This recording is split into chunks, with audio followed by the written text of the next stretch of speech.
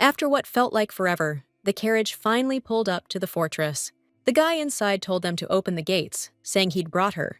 The main character peeked out the window, and her bright pink eyes instantly widened with amazement and surprise at the massive fortress she saw. They immediately opened the gates to the Phoenix Dukedom fortress. She'd heard that it was always winter up north, but inside the estate, despite the intense cold, it was surprisingly green, and Yuna was even taken aback by the power of the magic stones. Her uncle told her that this was her new home now. From today on, she was the Archduke's wife. As soon as Yuna stepped out of the carriage, the maids who were there to greet her started whispering to each other, not even trying to hide it. Her uncle's hand landed on his niece's shoulder. He explained that northerners can be pretty frosty towards outsiders. Back on Rue Island, where our girl's from, they didn't really have the whole nation thing, but she'd do anything for her people.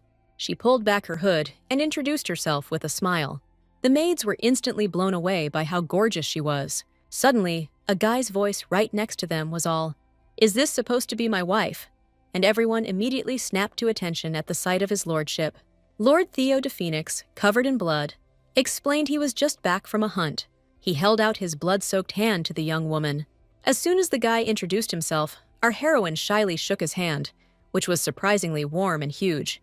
It's just that the dude's tone was kinda icy, but Yuna didn't even seem to notice. So, out of nowhere, the Lord drops the bomb. No official wedding ceremony. Yeah, the main girl was pretty surprised. Theo spills that he's been married 3 times already, and each wife is either on the run or pushing up daisies. A little later, the Lord's secretary showed her where she'd be staying. Separate rooms from Theo. Yulis says to think of it as a chance to ease into things around here. Only catch? The girl's room was in the tower's attic, and all the other floors were totally empty. The main girl was pleasantly shocked and stoked at the same time. Couldn't believe she'd be living in a place like this all by herself. Lord Phoenix was knocking back drinks in his study. Yulis shows up and reports that he put the girl in the North Tower. But what he really wanted to know was why the boss was covered in blood, since there was no hunting trip, right? Theo explained it was some kind of warning. He made it clear to her that marital bliss was off the table. Now she'd be quiet as a mouse, holed up in her dusty attic. And after hearing that, Yulis decided to call David. With a smirk, the Lord asked if she cried when she found out about the attic. But the advisors said she was smiling. Theo's eyes went wide, and he stopped drinking, because that was the last thing he expected to hear from Yulis. The main character was thrilled. She was happy to have so much personal space. Plus, thanks to the magic stones, the room was pretty warm, and she even warmed her frozen hands for a few minutes. She hoped that now her tribesmen could live in warmth too. The beauty queen was reminiscing about the good old days. Her dad blew a gasket, saying she couldn't marry some dude she'd never even laid eyes on. But the island was freezing over, and their people had never even seen winter before. So the girl had already made up her mind. Ruhe used to be all sunshine and roses, but when a sudden cold snap hit, everyone freaked out. They never needed magic stones before. The Emperor's offer, marry the Archduke and get a ton of magic stones in return, was Ruhe's last hope. But her dad was sticking to his guns, because Yuna was his only heir. But the heroine figured that protecting her people was exactly what an heir should be doing. The main character kept telling herself she could handle this. She kept reminding herself that she had Uncle Delkin on her side, and Lord Ellis's secretary seemed like a good guy too. Suddenly, the Duchess's hands flashed into her memory. In Ruha, hunters were the most respected class. Plus, the main character had a whole year to live in the attic, but Yuna was actually happy about it, because it was a good time to get to know her husband. She had a feeling they'd hit it off. The beauty was so excited that she accidentally bumped into a magic stone. They immediately started falling, and the young girl panicked and tried to catch them before they smashed on the floor. But she got a little carried away. She accidentally fell against the door, which immediately swung open. The main character face-planted, then realized it was probably some kind of secret passage she hadn't noticed before. That fall kinda stung. Suddenly, a voice wanted to know what she was doing there. The main character was stunned to see her husband standing right in front of her, already in clean clothes and looking surprised. Theo was speechless for a few seconds. Yuna tried to explain that she was just trying to catch a rock, but the guy just didn't get what was up with this girl, because right now she should be up in the attic, bawling her eyes out. But instead, she decided to introduce herself again. The heroine said she really hoped they could get along. For some reason, the Archduke seemed to see his new wife's face in a new light, and he couldn't even tear his gaze away from her. He didn't understand why he hadn't really seen her when they first met, but he picked up that floral scent right away. Theo figured it must be this beautiful girl's perfume, and started really checking her out. She was petite and graceful. Her eyelashes were like bird feathers, and her eyes were like two precious jewels. It was then Theo caught himself thinking some weird stuff. He mentally snapped himself out of it. Theo couldn't feel anything for her, because weakness was not an option, so he couldn't fall for this girl. That meant he needed to become even colder and tougher.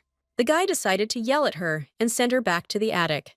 He was about to do just that, but when he saw Yuna shivering from the cold, he immediately forgot everything he was going to say. Theo instead was like, "Why are you dressed so lightly?" He instantly realized he'd just put his foot in it. This messenger of the goddess Daphne was supposed to be the only person on the planet worthy of wielding her holy, earth-shattering power. But the truth is, everyone thought she was just a myth. Or at least, that's what they thought, until someone figured out how to steal her power. 2 months ago, the Archduke of Phoenix asked his most trusted advisor if this letter had really landed in his lap by pure dumb luck. It talked about a saint with a red mark, who could be sacrificed in a year.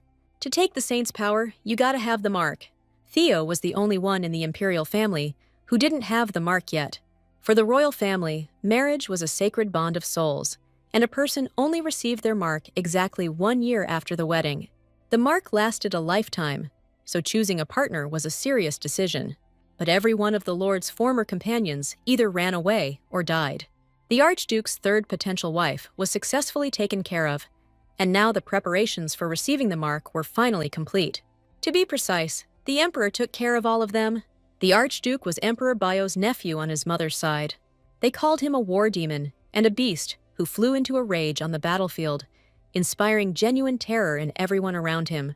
Theo buried his mother at 15 and went to the battlefield for the first time. Since then, fear had become a luxury he couldn't afford. If he showed weakness for even a moment, he would surely fall. And with him, the North would fall, along with all its people. Theo buried his emotions right alongside his enemies. But it backfired, and his own people started giving him the cold shoulder. Every single one of his wives either ran for the hills, risking everything just to get away from the monster, or ended up pushing up daisies. But Theo? He didn't feel a damn thing. He just let time slip by, days turning into years. The advisor said they desperately needed a plan because the emperor couldn't be allowed to just run wild. So Theo just decided to marry her. Eulis was pissed, asking how he could marry a woman who was going to be sacrificed in a year. Theo replied, ice in his voice, that the emperor wouldn't dare lay a hand on her, but he needed to get her mark on him. The Archduke was dying to know what the great emperor would say if the mark actually showed up. And now, here he was, face to face with his new wife. Theo steeled himself, ready to scare the living daylights out of her. But out of nowhere, the young girl asked his lordship, all innocent-like, if he wasn't cold right now. The lord replied icily that he felt no cold. But for some reason, a look of pure delight spread across Yuna's face. She shyly looked away the moment she realized his lordship's outfit was a bit revealing, and Theo didn't understand her reaction. But he quickly realized that his plan was working. Theo mentioned that if you crossed the bridge, you could get to his private terrace. If she ever wanted to go anywhere, she had to ask him, because she wasn't allowed to go anywhere without his permission. To top it off, Theo decided to intimidate her. He said dead serious that he was even capable of catching a rare pure white squirrel. The main character was shocked to learn that it was only a few steps from the attic to his lordship's chambers. Suddenly, a strong gust of wind blew. Out of nowhere, Yuna started to lose her balance. The man's hand shot out instinctively. The next thing she knew, the main character was right up against her husband, and her face instantly flushed crimson from the closeness. She froze, just staring at him. A faint blush crept onto Theo's face, too. This girl felt weightless, like a feather, and her figure was so delicate. He held her hand like he was cradling a tiny bird. "Your Grace," Yuna whispered. The Archduke yanked his hand away from the girl, assuming she just couldn't stand him touching her. His previous wives would practically have convulsions if he laid a finger on them. But then, out of nowhere, Yuna thanked him. To his former wives, his subjects, and enemy soldiers, the Archduke of the North was, and always would be, pure nightmare fuel. but Yuna's eyes showed absolutely zero fear. Theo suddenly wondered, what was the point of even trying to look scary? Besides, Theo could give this beautiful girl anything she wanted, so if he offered her something valuable, Yuna wouldn't be able to leave. He asked the heroine if she needed any magic stones. Yuna knew the Archduke was clued in on why she married him, but he probably wouldn't dig it if the leading lady pointed out right now that this whole marriage is strictly business. So Yuna told him he didn't have to hand them over just yet.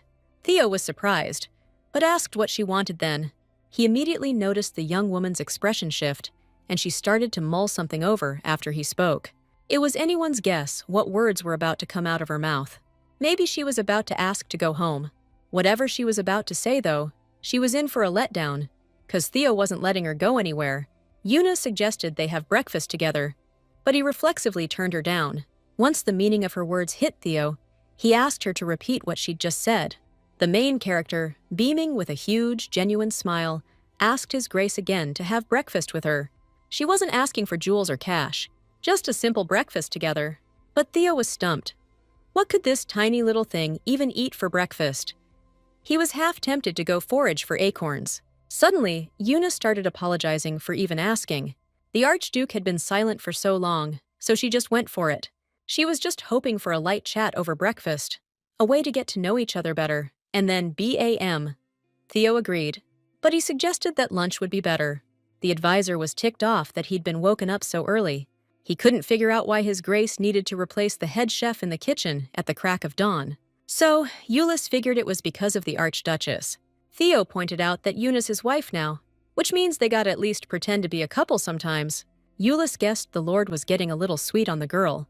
Maybe the boss will finally start living a real life.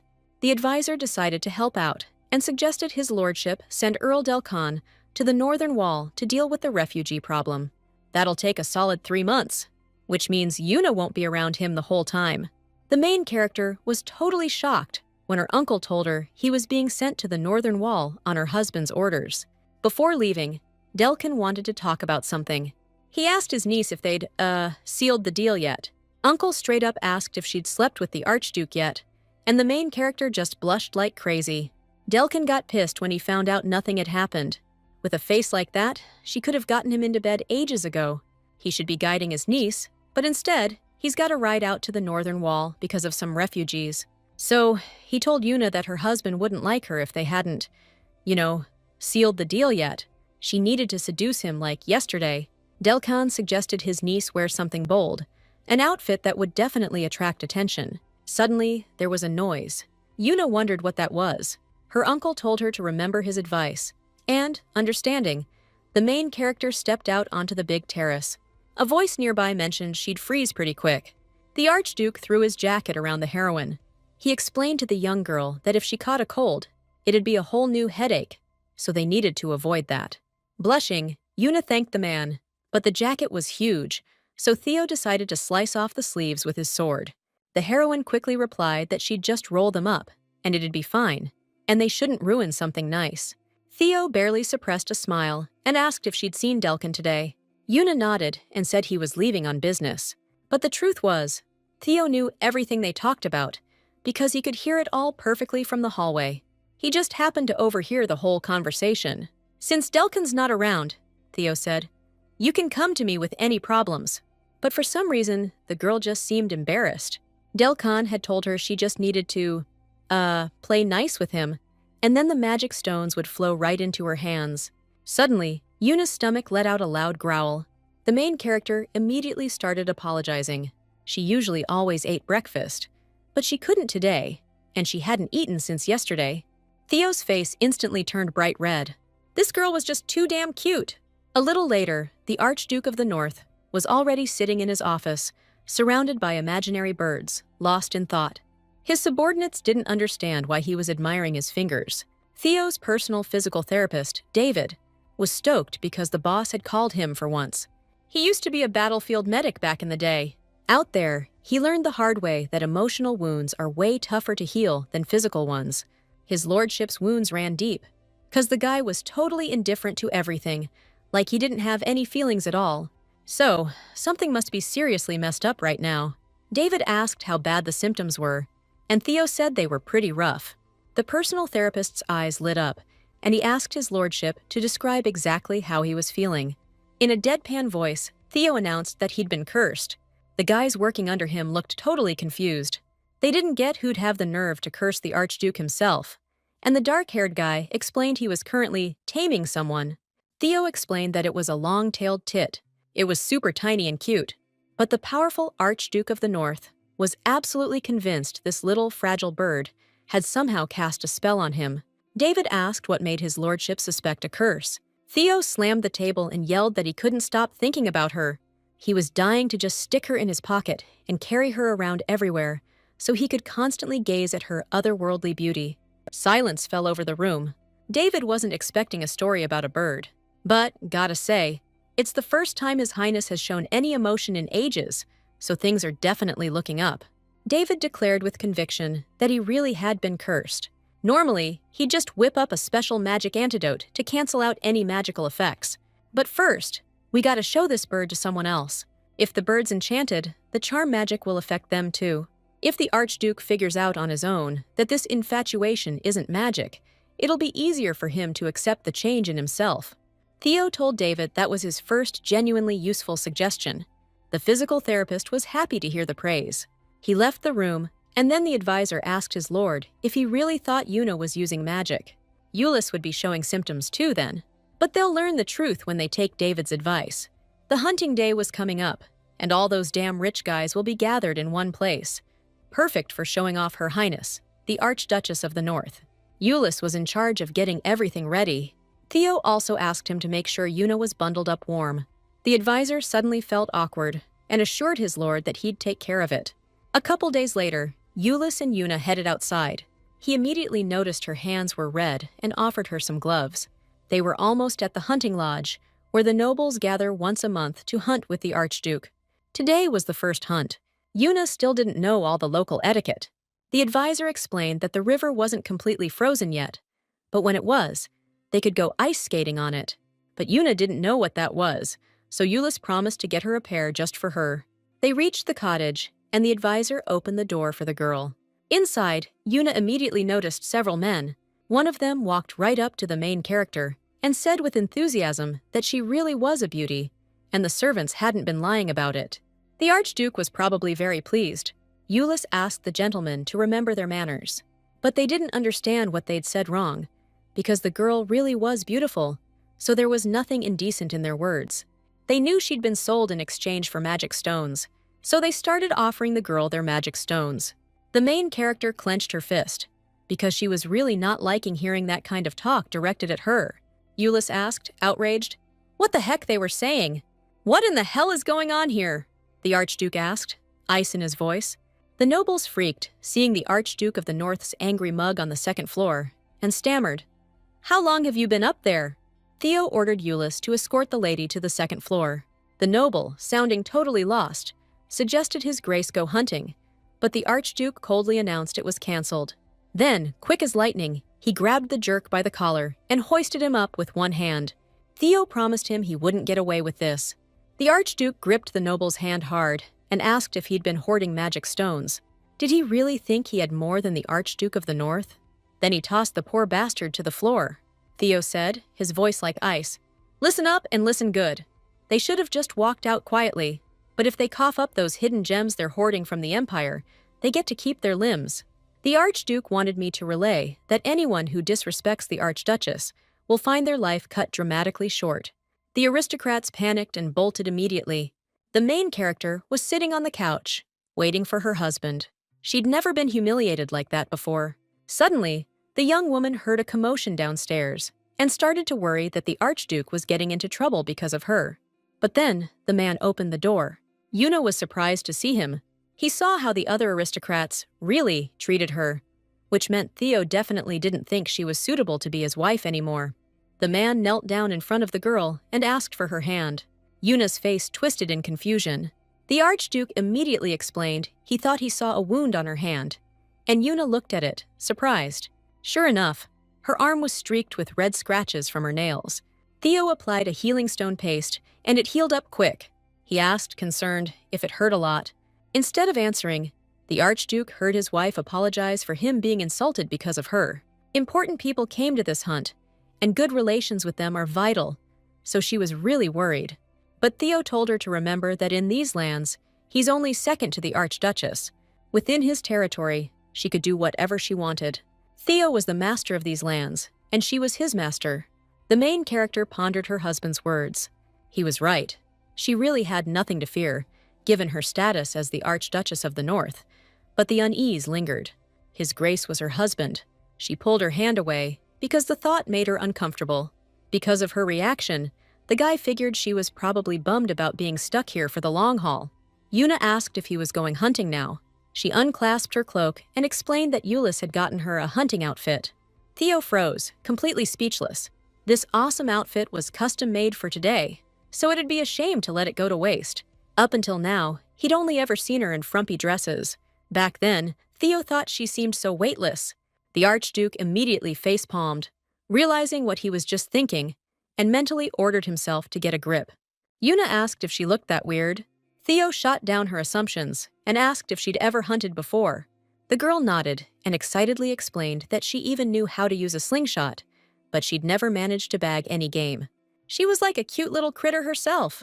Theo reached out his hand and suggested they just take a walk in the woods. The main character took his hand and, with a warm smile, told the Archduke that it was a wonderful idea. And so, that's what our heroes did. There were a lot of flowers here, but they didn't smell like anything. That's 'cause they were grown with magic stones, so the flowers were fake and had no scent.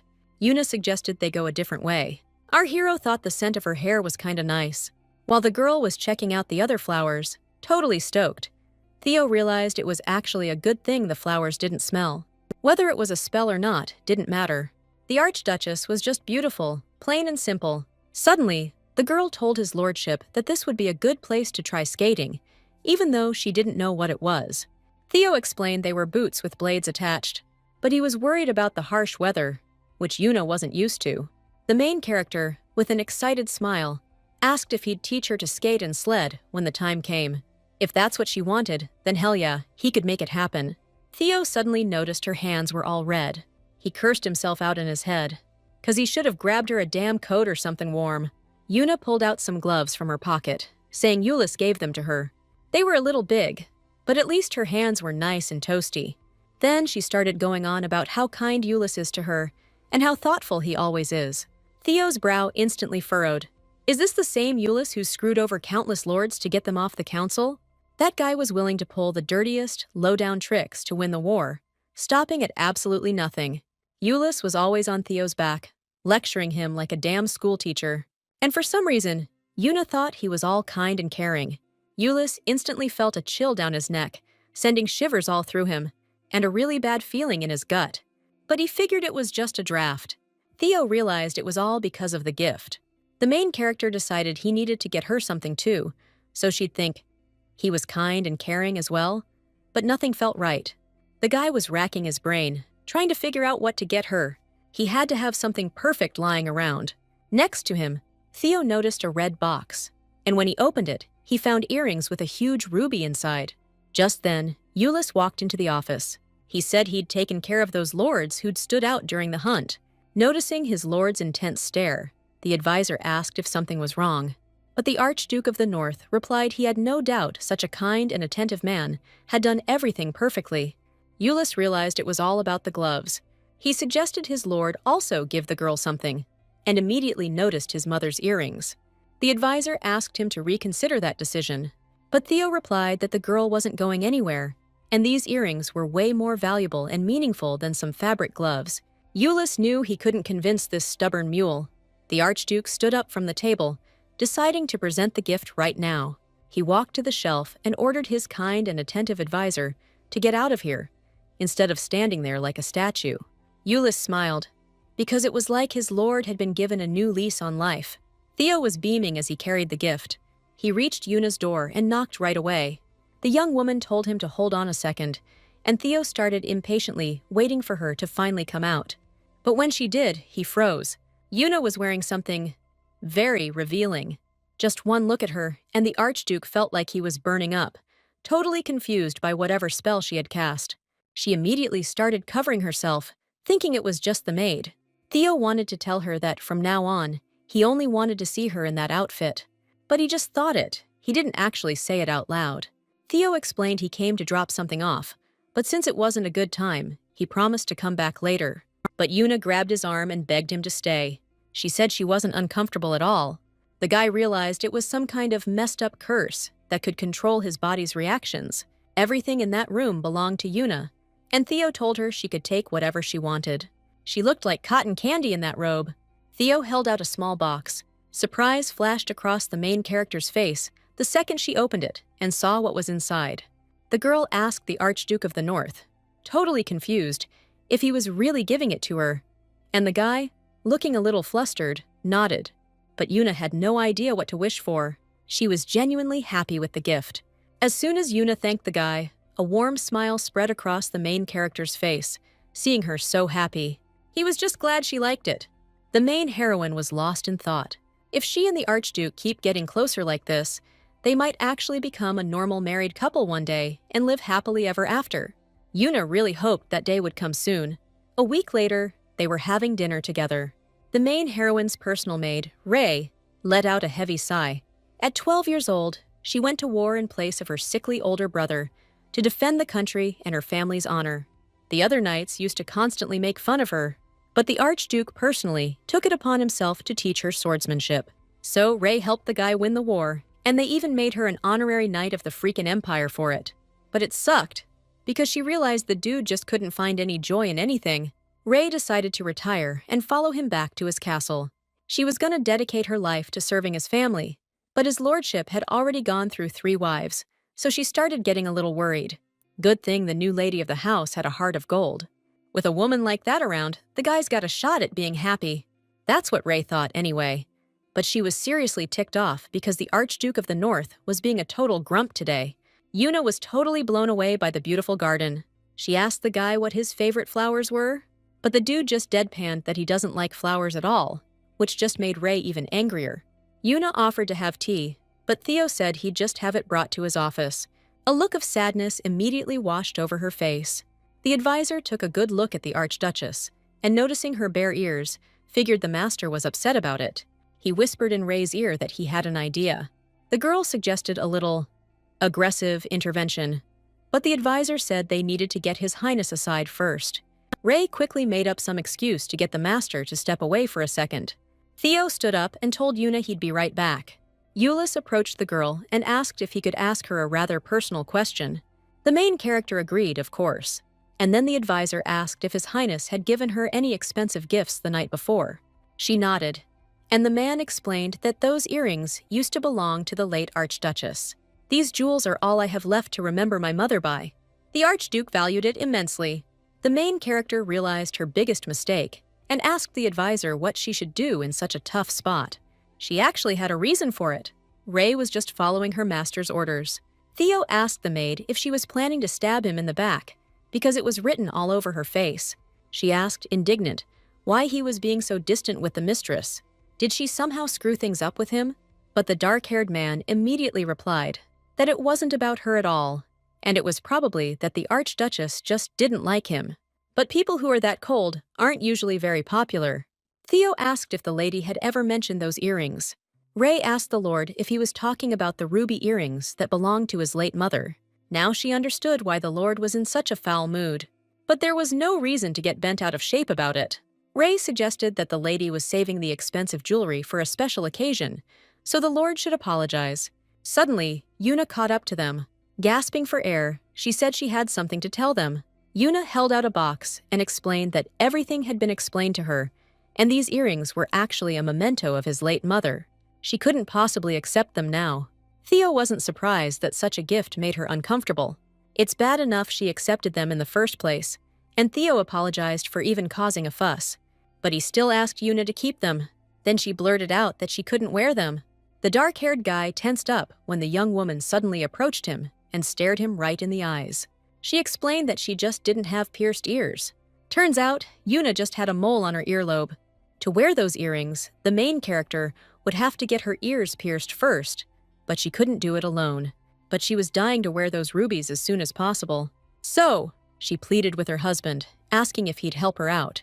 The Archduke of the North asked again if she was sure, and she nodded, saying she'd wanted to wear earrings her whole life.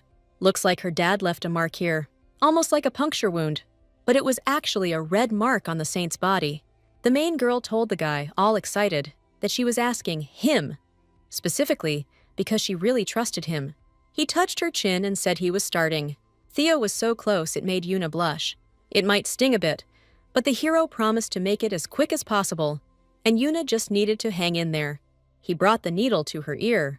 The main girl squeezed her eyes shut, feeling the pain. Blood started flowing, and Theo immediately stopped and anxiously asked the young girl if she was okay. He stood up abruptly, deciding to call for a doctor after all.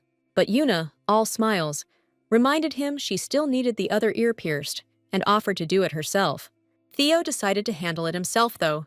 After a bit, it was done. The main character put on the earrings and asked His Holiness what he thought, and he just stared, mesmerized, saying they were beautiful. Suddenly, his eyes went wide. He was instantly reminded of his mother. The young man also remembered that intense feeling he had back then, but it was so long ago. Ignoring the heavy snow, he tried to shout to his mom, but Mom was lying unconscious in the endless white. A little earlier, Karen Rose had promised her son she'd be back soon, so the protection of their lands was temporarily in his hands. She was more of a knight than a ruler, you know? But she bit the dust on a mission, serving the Empire's interests. That incredible woman dedicated her entire life to taming the North, and ultimately gave her life for the dukedom. Theo had to make sure her sacrifice wasn't in vain. To protect her legacy, he needed to get stronger. Time passed, and eventually, the only reminder that Karen Rose had ever lived there was a pair of ruby earrings. Theo never really paid them much attention, but now he was overcome with grief, though it vanished instantly when he looked at the new owner. He wanted to tell Yuna how happy he was that she was his wife, but he held back and just thanked her. Truth is, only her family ever called her that, so she actually liked the fact that the Archduke was using her too. The guy said that he didn't have any nicknames, everyone just called him Theo, so she could do that too. Of course, the main character agreed. Since Theo gave her a family heirloom, that probably meant he already saw her as his wife. Before you know it, pet names will be flying around, and then there'll be Mom and Dad. But the main character knew perfectly well that was still a long way off. But the thought made him smile. The next day, Yuna and Ray went out into the garden. It didn't freeze all year round thanks to the magic stones, so the flower beds had to be constantly weeded. Otherwise, everything would get overgrown. Yuna said that the flowers in Rua had a really sweet scent. Maybe someday they'll actually get to visit that place together. But the heroine remembered her uncle's advice, telling her not to bring up Rue too much, so she wouldn't seem off. For now, all she could do was send letters. Yuna wondered if her latest letter had arrived yet. It had the usual greeting and a few words about his lordship's bravery and how he was the most handsome man in the north. But maybe that was a little much. Ray thought something was up, but Yuna quickly explained that she was just spacing out. Sometimes the main character wished she could rewind time, but then the maid suddenly spotted his lordship in the bushes. He was clearly trying to hide. Ray immediately started waving her arms, trying to get the Archduke to stay hidden. The main character started thinking about sending her dad another letter, but this time, she'd choose her words carefully. Theo knew she was missing home, but was Yuna regretting her decision and now wanted to go back? He wasn't about to let that happen, so Yuna's personal maid was caught off guard when the guy suddenly jumped up from behind the bushes. The heroine immediately turned towards the sound, but Ray quickly told her not to worry about it. She offered to show her mistress a pretty flower. Yuna had just started calling him by his name, and now she was suddenly thinking about calling the whole thing off. That's what Theo figured. But he wasn't gonna let that fly. Yuna was his wife now. It had already been 2 months since Yuna arrived. She ate pretty well, and wasn't picky about the local food, always asking to send her compliments to the chef. Every day, she'd take a walk in the garden. Theo had already figured she'd forgotten all about going home, so he wasn't expecting her to be in such a hurry to leave. It takes a whole month to get to Rue. Suddenly, the guy realized he could recreate the Rue settlement right here in the duchy. He could even move Yuna's tribespeople there. He remembered that Yuna married him because of the magic stones, so Theo will give her even more stones, and she definitely won't go anywhere and will stay with him for the rest of her days. If the Emperor or Delcan get in the way, he'll just wipe them off the map. Suddenly, a woman's voice called out to Theo. The dark-haired dude immediately hid the magic stone behind his back and flashed Yuna a smile. Over tea, he asked if she had a tough time climbing up. But Yuna just said it was no big deal. She just didn't want to pull him away from anything important, so she was willing to do whatever it took. Theo's face instantly turned red. The girl held out her hands and offered him a look. The guy's attention snapped to the Archduchess's hands, which were pretty delicate, pale, and unbelievably soft. Yuna said she found it in the garden and suggested he take a whiff. Theo agreed to do it. The main character immediately felt the guy's lips, which were now super close to her hands. His breath tickled my fingers. Theo said you can make a broth from this plant for the sick. These petals grew in the valley near Yuna's house in Ruhe, so she was super stoked to find them in the Archduke's garden.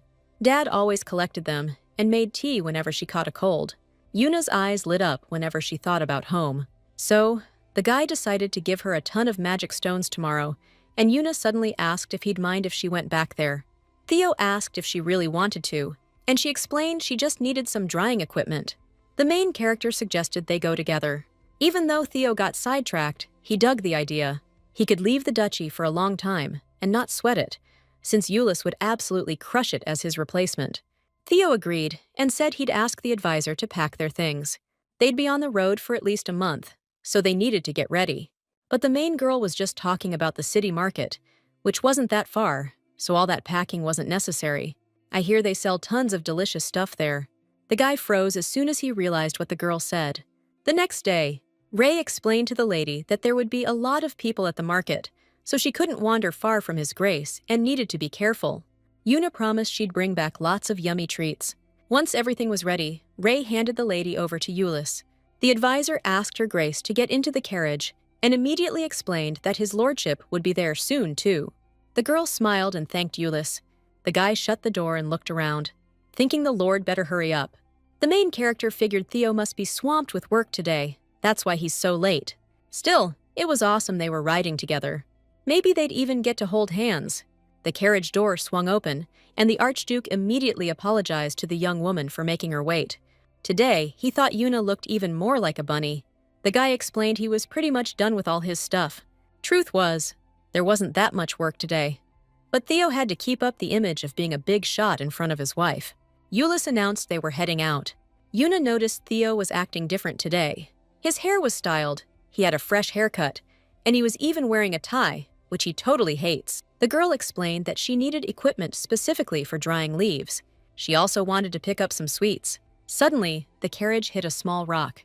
The driver stopped immediately, and the advisor, Yulis, anxiously asked the lord and lady if they were all right. He apologized if it had startled them. At that moment, Yuna was already in the man's arms.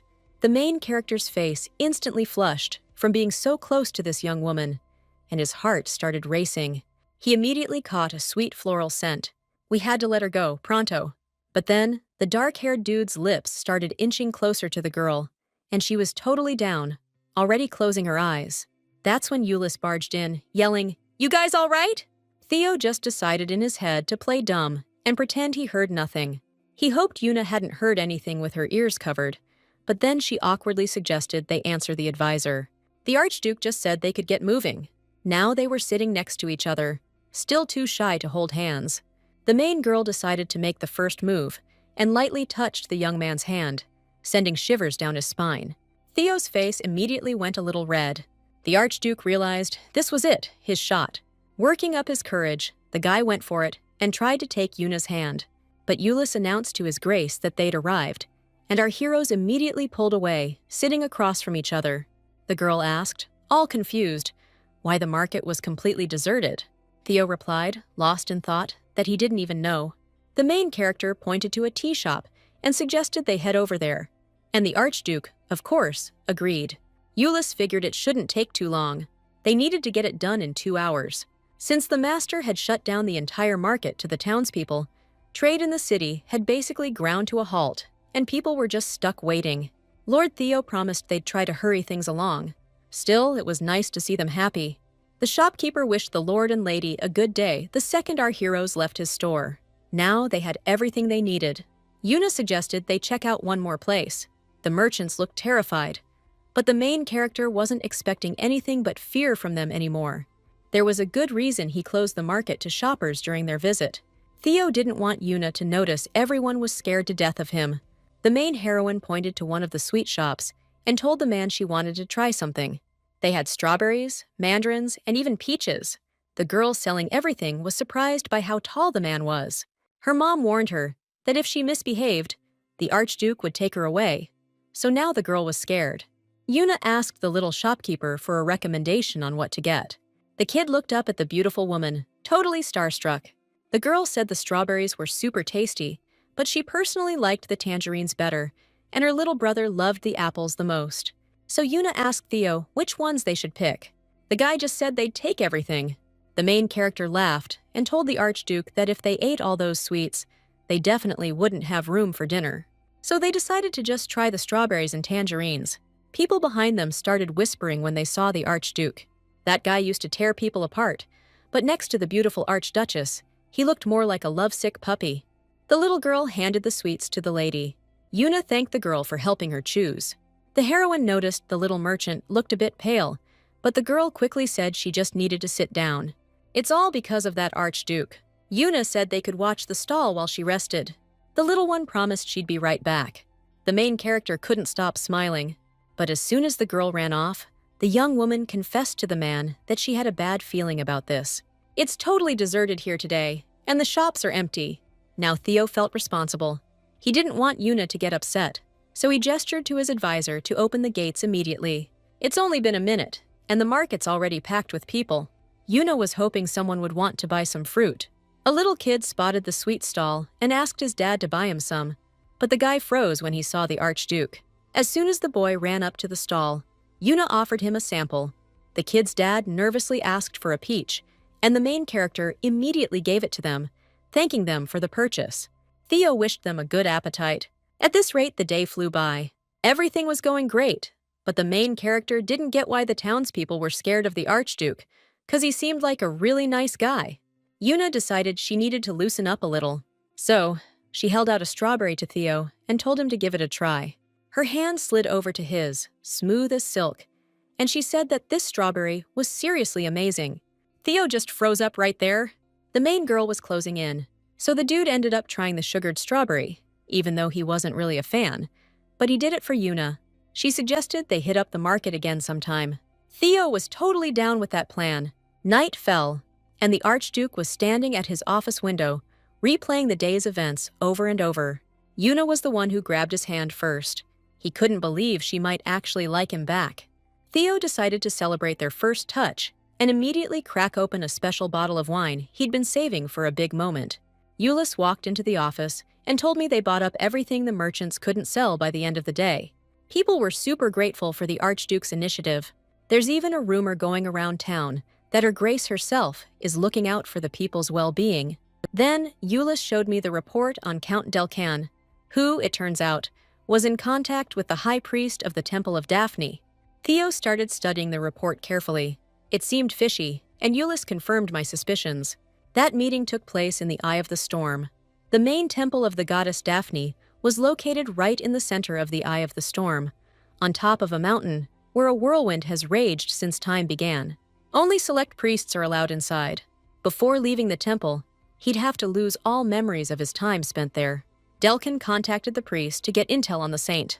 The high priest said the Archduchess is the saint. This saint is overflowing with the goddess's light, pure as the driven snow, radiant as the sun, and you can spot her by a red mark on her ear. Once her true nature is revealed, everyone around will understand her destiny. Her Grace got the mark after her coming-of-age ceremony, and that's when the seasons started changing on Ruha Island. They found a stone near the Eye of the Storm with text in the Ruha language. But even Delcan couldn't figure out all the details. His Grace didn't notice any stone either when he rushed in to save his mother. Euless said he'd start by contacting the people of Ruha. Theo didn't get why that Storm's Eye of all places. "Hold on a sec, Mylene," the Archduke's advisor said, his voice tired as they climbed the spiral staircase. She stopped. "Already worn out?" "Seriously?" Euless reminded her. "Desk job, remember? Mountains of paperwork." Mylene scoffed. "Weakling? Tell me about the Archduchess. What's she like?" Euless said, "She's kind. And the Archduke? He's totally head over heels for her. I heard they even went to the city recently. Sounds like a romantic getaway. But Euless just told her, don't go spreading rumors. Then, he knocked on Her Highness's door. The Archduke's advisor announced to his mistress, I've brought you the new maid. And she immediately gave them permission to enter. Ray was carefully brushing her hair. The main character greeted the new girl. Malin immediately introduced herself to her ladyship and promised to take her duties seriously. Yuna thanked the girl in advance for her hard work. Truth be told, Malin was a little ticked at her older brother, who didn't even hint that the Archduchess was a total knockout. It was Malin's first day on the job. Ray said that in that case, she'd get back to her duties at the training grounds. Malin offered to take over Ray's duties with her hair. She told her mistress that she looked absolutely stunning today, especially her hair, which was as captivating as the first snowfall, but Yuna had probably heard that a million times. Then, Malin suggested that her mistress take a walk with the Archduke during the snowfall. They say if you see the first snow with your sweetheart, your love will last forever. That was seriously beautiful and romantic. A smile crept across the main character's face. She really wanted to be with the Archduke like a real married couple, and the young woman believed it was totally possible. While they were out, Yuna asked what people in Phoenix did for fun. Like, did they have any festivals or fairs? The Archduke was always leaving the fortress for other duchies on business, and Yuna really just wanted to go somewhere with him. Hearing that, Mei-ling felt the need to drop some knowledge.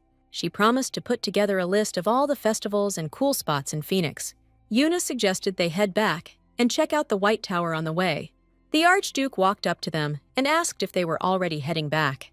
The heroine perked up when she saw Theo. She asked if he'd decided to take a stroll too, and the guy just smiled a little and said he needed some air. Plus, he figured it'd be cool to walk together. Theo noticed the unfamiliar girl, and Mei-ling immediately introduced herself. The main character apologized to His Grace, explaining that she and Mei-ling had already decided to head to the White Tower. But the tower was actually black. Theo explained that when it snows, it makes the tower roof pure white, and the locals take it as a sign that winter's here. Yuna wondered when the first snow would fall. She needed to get Theo to go for a walk with her. But out of nowhere, the guy says he has no clue and is actually hoping this snow thing doesn't even happen. He hates snow. The sight of white already makes him want to puke. Yuna, totally confused, asks if the first snowfall isn't supposed to be a good thing. But the Archduke just snaps back that there's no such thing as good snow, which throws the girls for a loop. Out of the blue, Yuna spins around and announces she's leaving since he's so against the color white. Mei-ling immediately started apologizing to the master. The main character was totally baffled, not understanding why Yuna was overreacting so much right now. A little later, Euless asked if he could present his report. Theo, with a stern glare, gave him the go-ahead. The advisor was sure that his lordship already knew this, but the Archduchess hasn't left the tower all day. She requested that all her meals be brought to her room. The lord asked sternly why she wasn't taking her walks anymore. In this situation, one wrong look from the advisor, and he was a goner, he was sure of it. Euless replied that, in a way, you could understand the girl's reasoning. She didn't want to run into Theo, so she stayed inside. The man totally didn't get it, and then Euless asked him what color her ladyship's hair was. Theo answered, white, and the advisor said that snow was also white. Yesterday, you said you couldn't stand even the color of snow, so her ladyship figured that dislike extended to her hair too. The lord was outraged, and Euless added that that was her thought process. Everyone said the Archduchess's hair was as white as snow. Lord Theo stormed up to his advisor, pissed off, and demanded, "What the hell is any of this about?" In his eyes, Yuna's hair wasn't just white. It had this warm glow to it. Euless agreed, but all that mattered was how Yuna took it. He strolled casually to the door and announced, "Guess I'll be going then." The main character couldn't just let things slide, so, filled with determination, he went to his chair and grabbed his jacket. He decided he needed to talk to Yuna as soon as possible. Knocking on the door, the guy asked, "You in there?" Getting no answer, the Archduke explained to the young woman, "I need to tell you something, and it can't wait." That's why he wanted to meet, to talk things through. Finally, Yuna opened the door and let him in. The guy was floored, seeing Yuna wrapped up in this huge, fluffy blanket that covered almost everything but her face. He asked her to sit down, and she said okay. Theo suggested she take the blanket off, but Yuna refused. If the Archduke didn't like her hair because it reminded him of snow, then yeah, definitely not a good idea. The guy immediately walked over and yanked the blanket off her head. He explained that he never thought her hair looked like snow. Theo confessed that he actually thinks it's really beautiful, and the main character's eyes went wide with surprise at that. The Archduke apologized to Yuna for upsetting her, but the girl apologized herself for misunderstanding everything. The main character admitted that he's actually constantly awkward around her, and Yuna asked him why. Theo felt ashamed that he'd tried to force her to stay in the north. Yuna asked him why he didn't like the snow. The female lead was stunned when she learned that the Archduke of the North's beloved mother had died because of the snow. Originally, the Empire had very few magic stones at its disposal. They were always short, which meant the people of Phoenix were constantly freezing. And then the Kingdom of Bio promised that if they investigated the Eye of the Storm, they'd lift the restrictions on importing magic stones. The Eye of the Storm was located where a snowstorm always raged. The chances of returning from there alive were slim to none. However, Theo's mother, Archduchess Karen Rose, went straight to the Eye of the Storm to help her people. The guy said he barely managed to find her body because by the time he got there, he was almost snowed in. That's exactly why Theo hated the snow. If it wasn't for that crap, he could have gotten there in time to save his mom. Yuna quietly said she was really sorry to hear that. Theo smiled and said it was all right. The main character froze, looking at him surprised when he reached out and gently touched the earrings she was wearing. The fact that Yuna wore those trinkets brought him some comfort. Then Theo got up and told her to get some rest. Out of nowhere, Yuna asked if he'd been hitting the bottle again today, and the Archduke stopped dead in his tracks. The thing is, Yuna had been watching him through a crack in the door the whole time. The heroine offered to have a drink with him. The Archduke was taken aback by the girl's offer. Theo looked so bummed out when he was telling his story. The main character just really wanted to cheer him up. Booze always lifts your spirits and gives you the guts to do stuff you normally wouldn't. Images started flashing through Theo's head instantly. He quickly shook them off and asked the girl if she'd ever had a drink before. Yuna nodded and said she'd had a glass of wine on the ship. Tonight, the main character could definitely use a little courage, which is why he agreed to the girl's suggestion. Theo hoped he hadn't taken too long picking out a drink. He caught his reflection in the window and realized he was starting to lose his edge, which meant he definitely needed to hit the gym tomorrow. Walking into the room, the man immediately apologized for the long wait. Yuna was already out cold, though. Girl spent the whole damn day cleaning the tower. The guy figured she deserved the rest. He just wanted to watch her sleep, so he laid down next to her. Yuna was gorgeous, even when she was snoozing. Suddenly, Theo noticed a strand of hair had fallen in her mouth. It was just a little piece, so he thought, no big deal, I'll just move it. Out of nowhere, Yuna turned towards him. Now her lips were way too close. Our boy's face went bright red. Her breathing was starting to get him all worked up.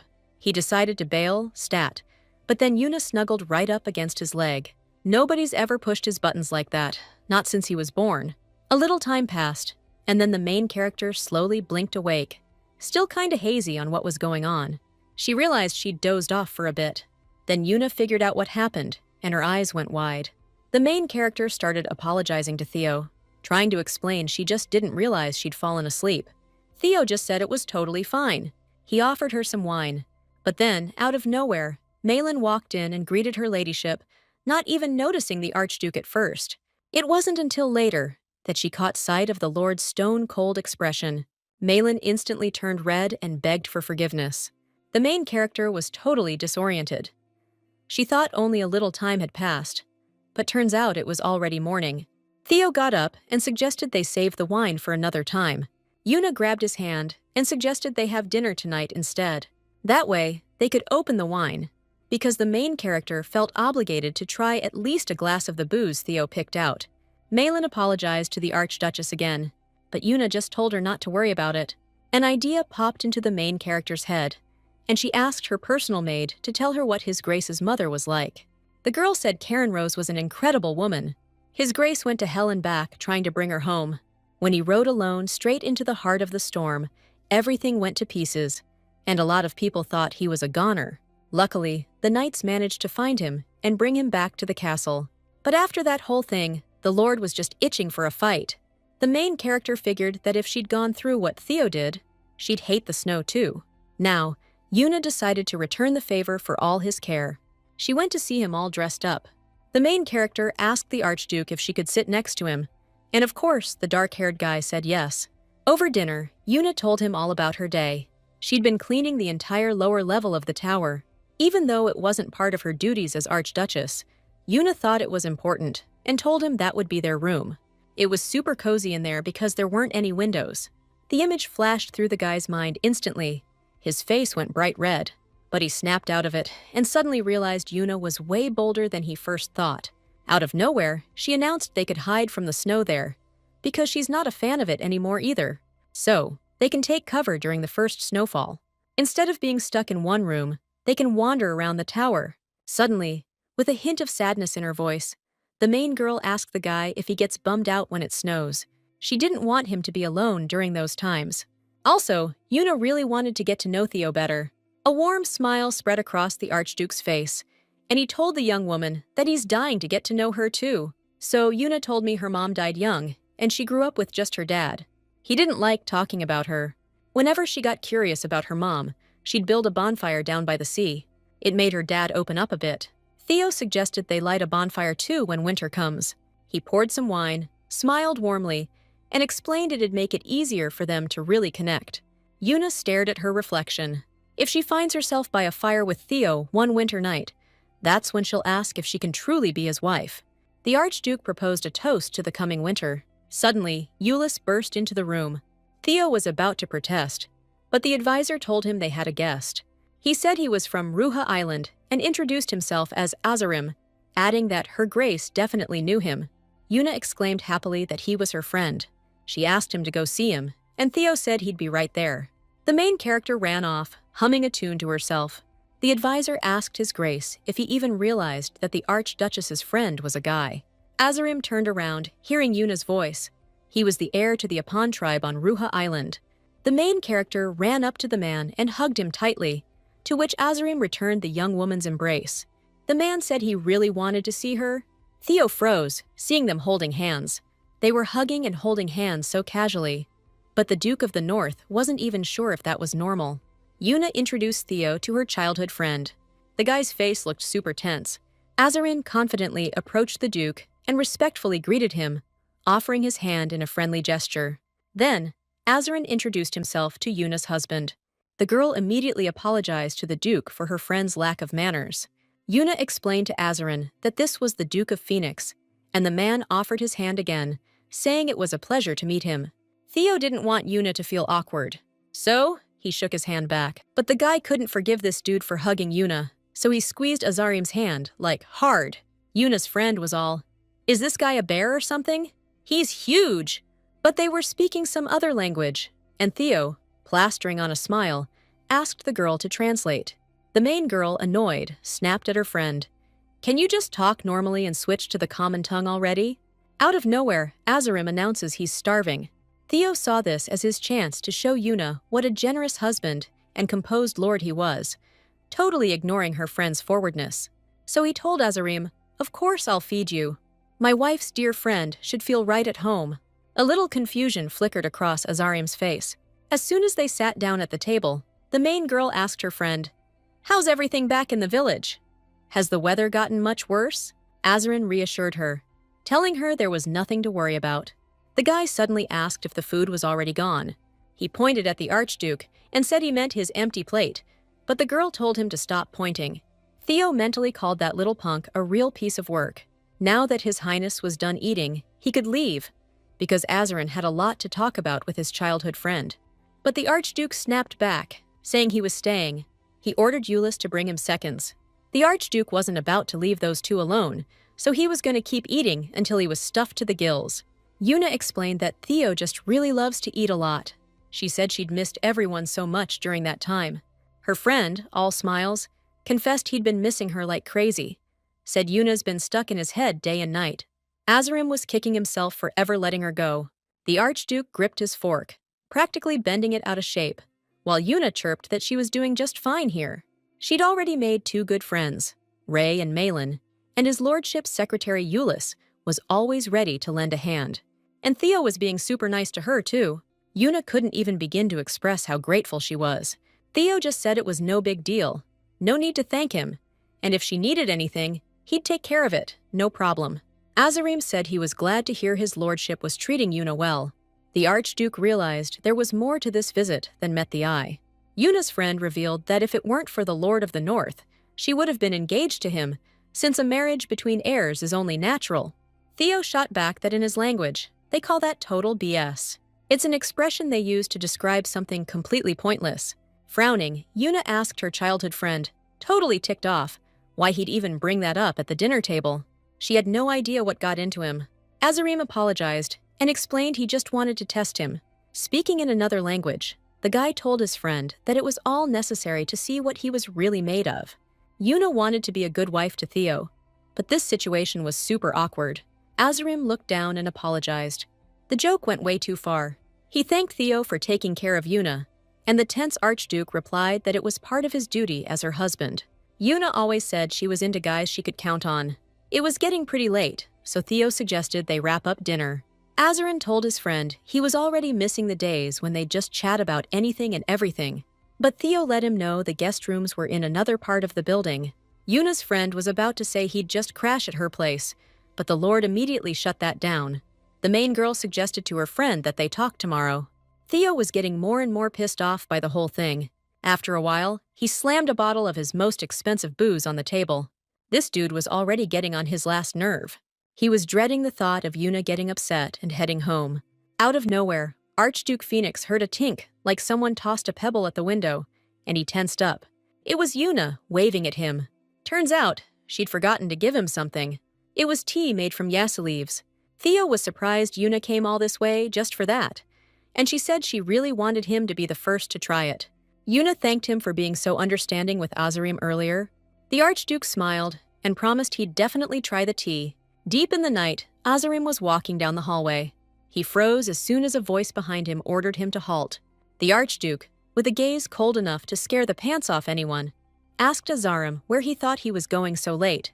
The guy made it clear he didn't give anyone permission to use his first name. And just like that, Azarin showed his true colors. The Archduke repeated his question, and Azarin immediately answered that he couldn't sleep, so he wanted to see Yuna right now. Theo asked, his voice like ice. When he was planning on heading home, Azarin casually replied that he'd only planned on seeing Yuna and then immediately leaving the mainland. But now he realized he needed to stick around for a bit longer. The Archduke reminded him that an heir shouldn't be away from his lands for so long. But Azarin revealed he only became the heir in the first place because he wanted to marry Yuna. He felt bad that his beloved had to marry someone like the Archduke of the North, who wanted to control everything through brute force. Azarin was furious that it was Theo who offered magical stones in exchange for a wife. The Archduke smirked, reminding them they agreed to this themselves. But the brunette was against it from the start. That Delkin always seemed like a snake to him, but in the end, Azarim let Yuna leave the house himself, so he couldn't whine about it now. Azarim concluded that the Archduke was just using their need and desperation as an excuse to keep Yuna here. Now the brunette understood why marriage was the main condition. But the Archduke declared he'd only let him leave alive because of her. Azarim exclaimed that they'd meet on the training grounds tomorrow, and Yuna couldn't know about it under any circumstances. Back in the village, Azarim was a real ladies' man. The main character asked Malin if his grace looked like a real aristocrat. The personal maid was taken aback by the question. Yuna was all starry-eyed, saying his lordship was so dashing, with those handsome, aristocratic features. But Malin knew the Archduke from a slightly different angle. Suddenly, she asked where Ray was, and Yuna replied that she'd be a little late today. Word is, there's some kind of big event going down at the training arena, so she's over there right now. The knights crowded around Azarim, peppering him with questions. The guy was spinning them tales about how he took down a bear with just a dagger. Azarim added that he'd been chatting with the maids, who, as it turns out, are pretty interested in the knights. He promised to hook them up if they were interested. The Archduke asked coldly why they weren't training. Azarim told his lordship that he was late and admitted he was starting to think he wasn't coming at all. Without a word, Theo tossed his opponent the wooden sword. He suggested Azarim should be grateful it wasn't the real deal. The knights immediately started whispering. His grace hadn't sparred in ages, but this kid was full of himself. Azarim got into a fighting stance and asked his opponent why he was scared. But Theo calmly replied he was just figuring out how to win without leaving him totally wrecked. The brunette gripped his sword tighter. Those words got under his skin. He wanted to see how the Archduke would talk then, and charged in, confident he'd win. But Theo easily dodged. Then Azarine swung again, but Theo blocked it. The Archduke's eyes widened as his opponent, with a smug grin, told him Yuna wouldn't be happy in this situation. A cold-hearted bastard like that had no business being near her. Those words made Theo drop his guard, and Azarim saw his chance to nail him in the side. The guy thought keeping Yuna in a freezing place like this was just plain wrong. But the Archduke just calmly asked his opponent if he was done flapping his gums, or if he had anything else to say. Theo suggested they wrap this up quick. Rough up the brunette a little and let him go. Then he was the one who went on the offensive. He announced that 3 hits should do the trick. A split second later, Azarim crashed to the ground. He was stunned when the wooden sword shattered in his hands, which meant the duel was over, and he'd lost. The Archduke declared that was enough. Just like Azarin thought, this guy's got some seriously unreal power. He wanted his grace to reach out, but Theo just coldly turned away, making it clear he couldn't care less. Azarin got to his feet and announced he was heading to Yuna. Seeing the Archduke's displeased look, the brunette asked if he was going to stop him. Eulis burst into the office and anxiously asked Theo if he was okay. The advisor was told that his lordship was in the training arena, and his opponent got what was coming to him. Eulis freaked out when he saw blood on his lord's hand, but the Archduke calmly told him to chill. Azarin wasn't bad, and that wasn't just empty boasting. He's fast and knows how to throw his opponent off balance. The Archduke actually let him get a couple of hits in before finally knocking the weapon out of his hands. Theo got Yuna way too easy, so that brunette deserves a consolation prize. Azarim's words flashed through the dark-haired guy's head. All those complaints were BS, but he still ain't letting Yuna go. If the brunette wants to see his precious darling, he can go look all he wants. Azarim froze, realizing the Archduke is seriously off his rocker. Theo was chilling in his office, reading a document. He instantly winced from a sharp pain that suddenly shot through his left arm, like a blade stabbing right through him. Maybe he really shouldn't hold back and just beat the living daylights out of him. Azarim burst into the office, yelling that he couldn't see Yuna because of him. But Theo just calmly reminded him about basic manners. He smirked, brushing off the brunette's sulk. Was he really bent out of shape over a little dressing down? Nah, he knew it was something else. The Archduke explained that his room and Yuna's were connected by a bridge, so Azarim would have to deal with him every time. The brunette, face twisted with displeasure, exclaimed indignantly that he'd suspected all along he was keeping Yuna locked up in a tower. Yuna suddenly walked into the study. She was surprised to see Azarim there. The main character told the Archduke something awful had happened.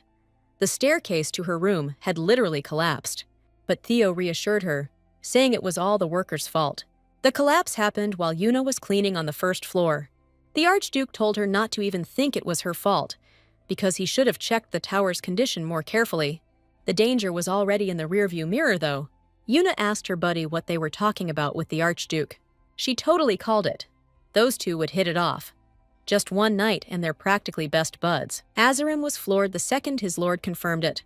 Yuna apologized for interrupting and said she was heading out.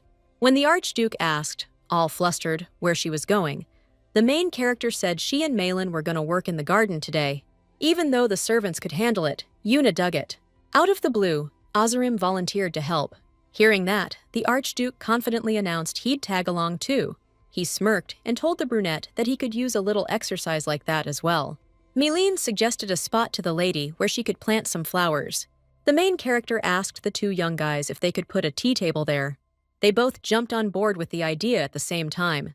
But then they shot each other death glares. Ray joined them, apologizing to her ladyship for being so late getting back from the training grounds. Yuna complimented the girl, saying the uniform really suited her. Ray remembered that the lady had asked for some help with something. Suddenly, she saw the Archduke pulling weeds and was floored by the unexpected sight. Yuna explained that Theo and Azarin had volunteered to help her out. Ray looked at the newcomer, who was seriously good in a fight.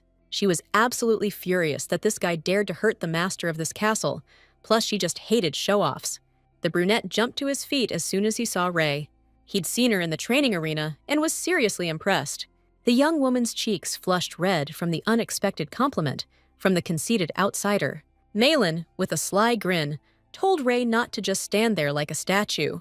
She grabbed an axe, but Yuna stopped her and reminded her that there were 2 young men here who could handle it. The main character immediately headed over to the guys. She pointed at the stumps and asked them to dig them out. They needed to clear the area for new plants, so the men immediately agreed to help without a second thought. Theo grabbed the axe, but his hand suddenly flared up with pain. Azarim wondered if he was already having trouble. The Archduke told the brunette to give it a shot himself, and the guy replied he'd chopped down at least 100 trees back on Rua. He swung, but instantly felt a pain in his left side. The axe barely grazed the stump in the end. Ray walked up to him and said, with a bit of doubt, that she'd be better off doing it herself. With one clean, confident swing, packed with power, the girl easily split the thick stump in half. Yuna was amazed by Ray's strength. The girl suggested His Grace leave it to her, but Theo decided to handle it himself. He had to outdo the brunette no matter what, so that stump just had to crack right in front of Yuna. He did manage to chip the stump a little at least. Theo instantly switched to standby mode, waiting for Yuna to praise him. But instead, she walked up to him, looking worried, and said he looked pale and his hands were freezing. Yuna told the maids they could finish up later. The main character suggested Theo go lie down. A slight blush immediately crept onto the Archduke's face, and even though he appreciated the concern, Yuna shouldn't worry. Out of nowhere, Azarin suggested a walk with her. Theo was about to tag along, but she told him to get some rest. Yuna promised they wouldn't be long, and Azarin added that His Grace really needed to take it easy. Theo immediately grabbed her hand. In a pitiful voice, he said he felt absolutely terrible. The Archduke's in a hurry, wants Yuna to personally brew him her special herbal tea. She promised she'd be right back. Then she took a walk with her friend. Theo immediately called Ray over. The Lord ordered him to tail them, wanted to know everything they were talking about, and honestly, she wasn't even surprised. Hard to swallow that Azarin's here on some friendly visit. That's why Theo was wondering what that brunette was really up to. Everything was blooming here despite the cold, and Yuna asked her childhood friend if he didn't think it was kinda weird. But it was all thanks to the magic stones. Yuna mentioned that the river even freezes over here in winter. Azarim clocked those spies tailing them right away, and he had a pretty good idea who sent them. He apologized for being late, saying he was just checking out the scenery. Yuna admitted that walks in nature brought her peace. Azarim remembered how Yuna loved to wander around, even when they were just little kids without a care in the world. Those walks they took together meant the world to him. But when winter hit, those days were over. Azarim kept telling himself it was the only way to save the island, but it still pissed him off.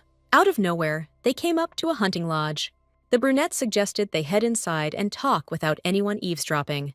The main character wondered if they hadn't been alone the whole time. Azarim suggested they speak in the language of Rua, since they were alone, and Yuna happily agreed. The brunette told her that Suma won the tournament. He was bummed he couldn't make it to the tournament in person. Then he started doing an impression of his dad, who he had to help instead of going. Yuna asked how her dad was doing these days.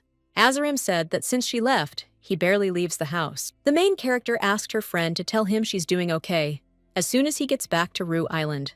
But Azarim refused, saying she'd tell him herself. But Delkin told Yuna they needed to wait at least a goal, so it didn't look like a setup to grab the magic stones. The brunette told her she didn't need to be here anymore. He found another way. Eulis knocked on his lord's office door and announced his arrival. The Archduke, completely shirtless, immediately turned to his advisor and asked where Yuna was right now. Eulis was surprised the wound had healed so quickly. Theo frowned when he learned the girl had already been back for a while. The advisor confessed that he'd personally asked the lady to come later, because he thought His Grace was already asleep. The Archduke asked if there was any news from the shadows. Eulis said they chatted a bit about island news, and then went into his lordship's hunting lodge. Theo angrily demanded what the heck they were doing there. The advisor explained, flustered, that they just got a little chilly. They were holed up in the cabin for ages, talking about something. But it was all in Rue, so who knows what they said. Shadow said Azarim was definitely trying to talk the girl into something. The main girl was just lying on the bed, staring up at the ceiling. Then she heard her childhood friend's voice in her head, telling her he'd found another way for her to get back home. He told her to remember the snow woman from the island legends. Her hair was as white as snow. There was this one legend. If the snow woman drinks water from the river of memories, she can get her real power back and save the island from disaster. A lot of people on the island thought Yuna looked like that woman, but she pointed out that nobody knows where that river is. but Azarim actually managed to find her. The holy water fountain in that particular temple, the description of it, sounded a hell of a lot like the River of Memories, glowing with a blue light. Yuna, surprised, asked how he figured that out. He overheard it in some local chatter. Even though they couldn't completely trust them, the guy didn't see any other way to save the island, and he wasn't about to let Yuna get pushed around. The heroine really wanted to help her people, so she promised she'd ask Theo to let her go to that temple. Azarim's face lit up instantly, and he thanked Yuna for backing his idea without hesitation. But the guy asked her not to spill the beans about the Ruka legends to outsiders. It'd be awesome if Azarim was right, though.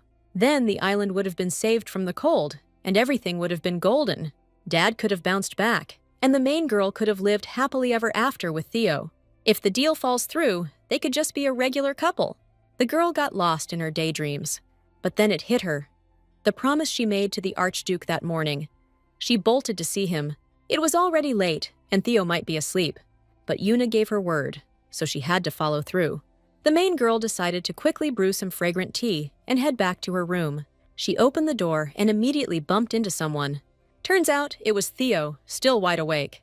Yuna totally didn't expect he'd been waiting for her the whole time, and immediately apologized, explaining she just lost track of time. She was really hoping he wasn't mad at her right now. The two sat down facing each other. Theo cursed under his breath because he'd been too busy staring at her gorgeous face and completely forgot he was supposed to say something. Right now, Yuna's like a little bird with droopy wings, so cute. The young woman perked up as soon as the guy said he was actually just about to go for a walk when she came in. He was feeling pretty sluggish after such a long nap, so he figured he'd take a stroll. Yuna was happy to hear that the Lord was doing okay now. Theo decided to ask how the walk went, and the main character said they got back early, before dark. Theo's jaw tightened when Yuna added that it was great catching up with Azarim after so long. Out of the blue, she asked if they could check out the temple up north. Azarin said he'd be down to see it. Theo explained that getting into the local goddess temple wasn't going to be a walk in the park. Getting permission could take forever. Yuna was only interested in the bio temple, so the dark-haired dude didn't want to risk it, but she suggested they wait. Theo jumped when he learned Azarin was planning to ship out right after seeing the temple, but now he'd have to stick around. In other words, this son of a gun's gonna bail if Theo shows him the temple. The Lord stood up fast and declared they were hitting the temple ASAP, like tomorrow. Yuna reminded him that he said it would take a long time, but the Archduke promised to just bust down the gates if they didn't open up. Right then, Theo was dead serious. He plastered on a big smile and explained it was all because Azarin was their honored guest. The next day, Theo was looking sharp, all decked out. The secretary held out a tray to the Lord and asked him to take it. It's for her ladyship to wear during prayer. Theo immediately thought, Yuna would look great in this during prayer, like a little snowbird all wrapped up in silk. While the Archduke was picturing that, Azarin knocked on the door. Seeing the Lord's dark look, the brunette, dressed in a sacred robe from the Bayon Empire, reminded him, Hey, I did knock, you know. The man explained that he came to see Yuna, so he asked not to be turned away this time. Theo had to agree, but on the condition that he go too. The man approached Yuna's room and knocked on the door. Julius's younger sister appeared on the threshold. Seeing his lordship, the girl allowed him to enter. Yuna, dressed in a beautiful white and blue sacred robe, was happy to see that Theo and Azarin had decided to visit her together. Both guys were totally mesmerized by how gorgeous she looked. The heroine blushed, admitting it was her first time wearing the sacred robe, so she felt a little out of her element. Theo came up from behind and, figuring she'd freeze on the way to the temple, threw a cloak over her shoulders. Yuna said the robe was surprisingly warm for how thin it was, thanks to some magic stone dust, but Theo wasn't really listening. Looking around, Azarim remarked that Yuna's room was pretty cramped compared to the Archduke's chambers. She replied that she felt comfortable there, but the brunette was more worried about how they were treating her in this place. Yuna explained that she chose to stay there, and then the hero asked if she was afraid of being alone in a room with the Archduke. I mean, everyone here's scared of him. Even the servants keep their distance. The heroine told Azarim to stop talking like that, since Theo had organized this whole trip just for him. The brunette explained that he was just saying what everyone else was thinking, and apologized if he'd offended anyone. They better haul ass to the temple now. After looking at Theo, the young woman apologized for Azarim's behavior, but the Archduke told her not to sweat it. Her buddy's gonna be shipping out soon anyway. Before long, our heroes arrived at the Phoenix Temple. Azarim remarked that this temple was pretty nice, and Yuna happily agreed. But suddenly, the high priest of the Phoenix Daphne Temple rushed up to them. Lambros, out of breath, asked his lordship in confusion what brought him to their humble abode. Everyone knows the Lord's disdain for the temple. The Lord asked sternly if he was forbidden, but the high priest replied in a trembling voice that that wasn't the case at all. In that case, Theo asked him to escort the Archduchess right away. Seeing the surprise and confusion on Lambros's face, Theo snapped, "Do I need to spell it out for you? The Storm Eye Temple is where I'm headed." The high priest immediately bowed his head, apologizing for his blunder, and then gestured for them to enter. Lambros shifted his gaze to the Archduchess. The lady looked absolutely stunning, like the goddess Daphne herself had descended from the heavens and was standing right there. Theo knew exactly what the high priest was thinking, so he ordered him to keep his mouth shut. Suddenly, the Lord remembered something important. The man draped a snow-white shawl over Yuna's head, explaining that local women cover their heads during prayer. The girl waved goodbye and promised to be back soon, and Theo promised to wait for her right there. As soon as the high priest and the Archduchess were gone, the men were left alone. Theo broke the silence first, asking Azarim if the temple had been his goal from the start. The brunette didn't understand what his grace was talking about, so the Archduke explained he'd been tracking his route from Rui to Phoenix. Turns out, Azarim hung around the Bio-Empire for quite a while. Looks like Delkin took good care of him. Good enough that the brunette could afford a ridiculously expensive robe. Delcan wasn't surprised by the investigation, but spying on him isn't enough for the Archduke. Because Delkin came to see Yuna, but Theo figured that was just a convenient excuse. The brunette replied cryptically, saying he knew Yuna well. She wouldn't be happy in this place. She'd be better off marrying him. Theo said harshly that he didn't give a damn what Azarim spent Delkin's money on, or why he came. He just wanted to stop listening to the brunette whine about his unrequited love. It was sickening. Losing it, Azarim yelled that he'd found out a few things about his grace too. They say the Archduke's a real monster. Whole countries wiped off the map because of his rampages. People left with nothing. No sooner did Azarim ask if his bloodlust woke up after his mother died, than Theo grabbed him by the collar and hauled him up. Azarim snidely asked if Yuna knew about this side of his highness. Theo, furious, told the jerk to shut his damn mouth. Just then, a terrified Yuna appeared in the doorway, catching them in the act. She had no idea what was going on. The young woman ordered Theo to stop immediately and let Azarim go. The Archduke obeyed, and Yuna rushed over to her friend, who was coughing hard, trying to catch his breath. All the while, Theo watched as the girl fussed over Azarim, seeing how he was hurt, even bruised. Unable to watch any longer, the Lord headed for the exit. I had to stop, though, 'cause Azarim was all, "Isn't your highness gonna apologize or something?" He was just looking out for Yuna, after all. But the door slammed shut, and the Archduke just walked off in silence. Azarim reached for her hand, wanting to suggest they get away from this monster, but Yuna pulled away. She straight up asked him why he was lying. 'Cause she heard everything. The brunette froze, totally caught off guard. He called out, "Yuna!" as she headed for the exit, but she told him not to call her that. He didn't have the right. And then she dropped this bomb. Even if nothing had happened to the island, she still wouldn't have married him. The door slammed, and Azarim cursed under his breath. The temple staff started freaking out when they saw the Archduke storming down the hall, looking like a thundercloud. The guy was pissed that he fell for such a cheap trick so easily. Yuna looked like she was completely done with Theo, like she could never forgive him. Theo slammed his fist into the wall, hard. He was sure she was scared of him now. The thought of Yuna dumping him started to freak him out. But deep down, he knew it was probably for the best. Sooner or later, Yuna would have seen the real him anyway. Even if she wanted to run, Theo wasn't letting her go, even if it meant she'd never smile again. The door burst open, and Yuna stood there, demanding to know what the hell Theo was doing. Yeah, it'd be better if she was angry. Then it'd be easy for the Archduke to just lock Yuna up and not feel a thing.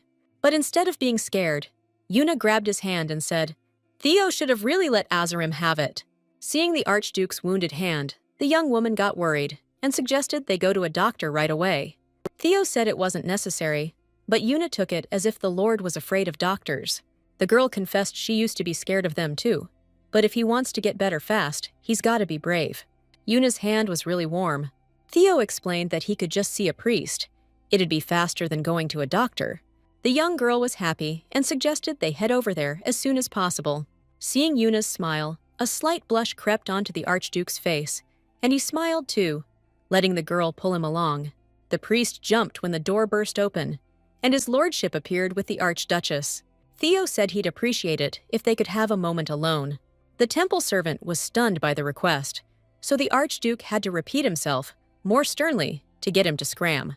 The priest booked it out of here, and Yuna was all confused, like, "Why'd you send him away, Theo?"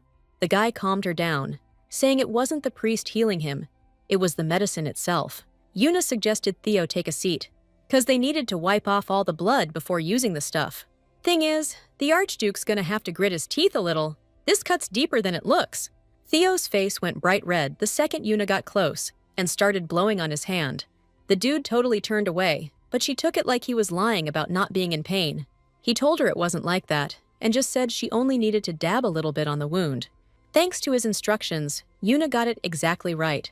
The wound healed up like magic, 'cause this medicine's got traces of divine power in it. Now that Theo's wound was taken care of, he asked Yuna to give him her hand. She got a little dirty because of him, too. With all the tenderness and care in the world, the young man started wiping Yuna's hand with a cloth, a gentle smile shining on his face. She confessed that she'd actually heard the whole conversation because she'd stepped out of the prayer room to grab a guidebook.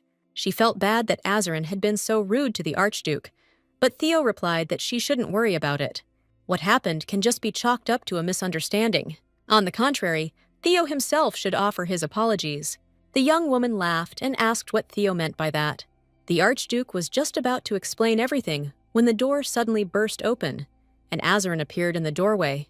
Whatever happened, the brunette couldn't understand how Yuna could just walk away like that. Azarin recoiled the moment the young woman demanded he apologize first. The brunette apologized to Yuna, suggested they wrap things up and leave, but she said she wasn't the one who needed the apology. Azarim needs to apologize to her husband, and he needs to do it right. Theo's heart started pounding, and he was thrilled inside, since she called him her husband. Reluctantly, the brunette lowered his head and apologized to the Archduke, adding that he'd crossed a line. Unable to hide his smile after Yuna's words, Theo agreed to accept the apology. Azarim thanked him for his mercy, but the Archduke didn't care about that at all, because Yuna herself had called him her husband. Just then, voices could be heard outside the door. The door burst open, and Eulis appeared on the threshold, with the high priest trying his best to hold him back. Theo asked, confused, what was going on. Apparently, according to the priests, the holy water spring in the temple had instantly dried up. There are 5 Daphne temples on the entire continent. Each region's temple has its own architecture and unique features, but they all share one thing in common. They receive holy water from the main temple, which always has the same temperature, and its source is inexhaustible. Its magical properties are considered proof that the goddess Daphne still protects their world.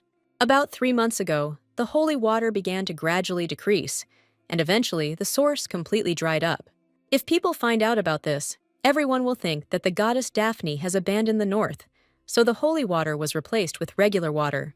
But unlike real holy water, its quantity constantly decreased, which is why the priests tried to restrict access to the temple. Theo remembered that Yuna arrived in Phoenix 3 months ago. Lambros promised that they would definitely restore the holy water. They had already sent a priest into the eye of the storm. They just needed to wait for him. The Lord asked about affairs in the other temples, and the high priest replied that their temple was independent of the Bio Empire and did not contact other temples. If this same problem's popping up in other temples, the Empire might just fast-track getting their hands on the saint's power. Theo took a knee in front of Lambros and said he should already know what's in the sacred text. The priest nodded, and then the Archduke asked if he thought the Archduchess could be the saint.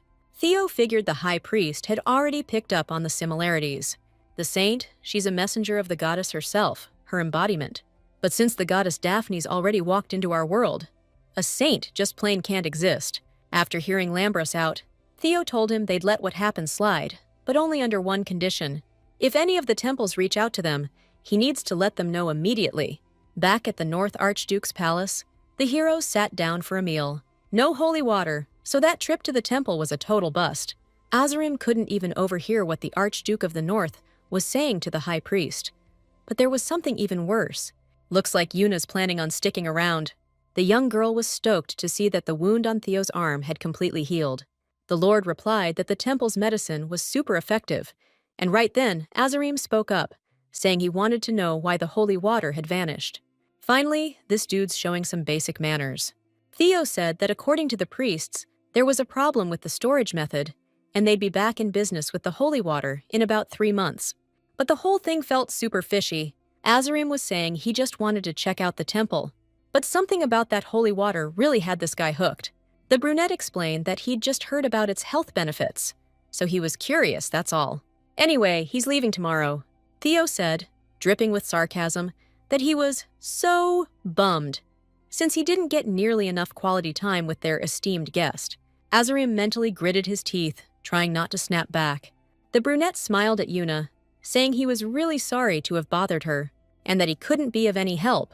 The champagne cork popped with a whoosh, shooting up and leaving a trail of bubbles. Theo was stoked that this jerk was finally bailing.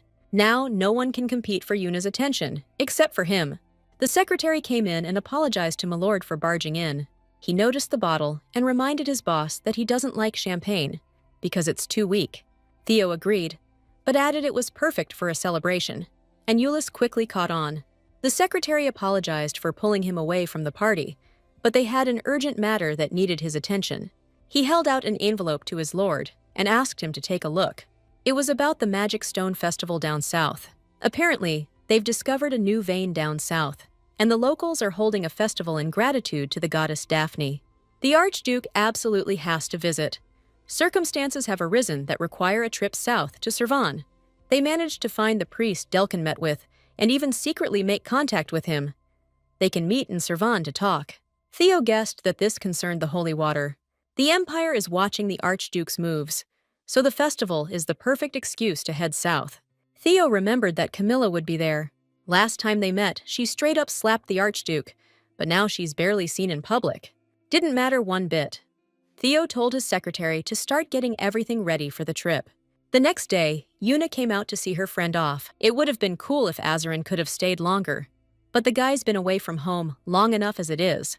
The hero used to think the North was just a frozen wasteland, but turns out the food's decent and the beds are comfy. All right, this is definitely goodbye time. But then Azarin noticed Yuna was holding something. It was a small stack of letters. The girl asked her friend to give them to her dad as soon as he got back home.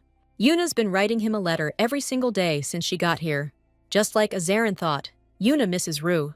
Just then, the Archduke of the North stepped outside. The guy announced he'd packed up some magic stones as a gift, a whole bunch of them, but he managed to get it all sorted. Reluctantly, Azarin thanked him for the present.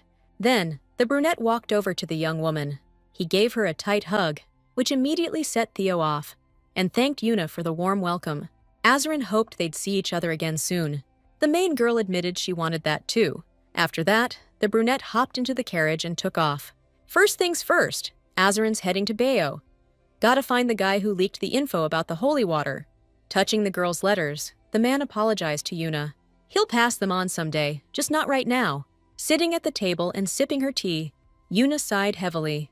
The Archduke of the North noticed immediately and asked the young woman, all worried.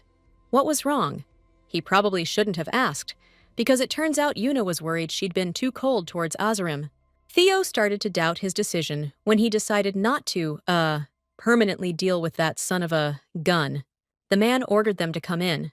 The secretary immediately opened the door, and the head chef appeared on the threshold, apologizing to the aristocrats for interrupting their conversation. Yuna's face lit up with delight the second she saw the dessert. Just looking at it made you want to devour every last crumb. This dessert had chestnuts added. Theo specifically ordered this dish based on the chef's recommendation. Without wasting a second, the girl rushed to try the dish. The bite was so soft, it just melted in her mouth, creating an unforgettable sensation of pure bliss. Yuna immediately exclaimed that his lordship's chef was a true master of his craft. Theo smiled, secretly deciding to give him a raise.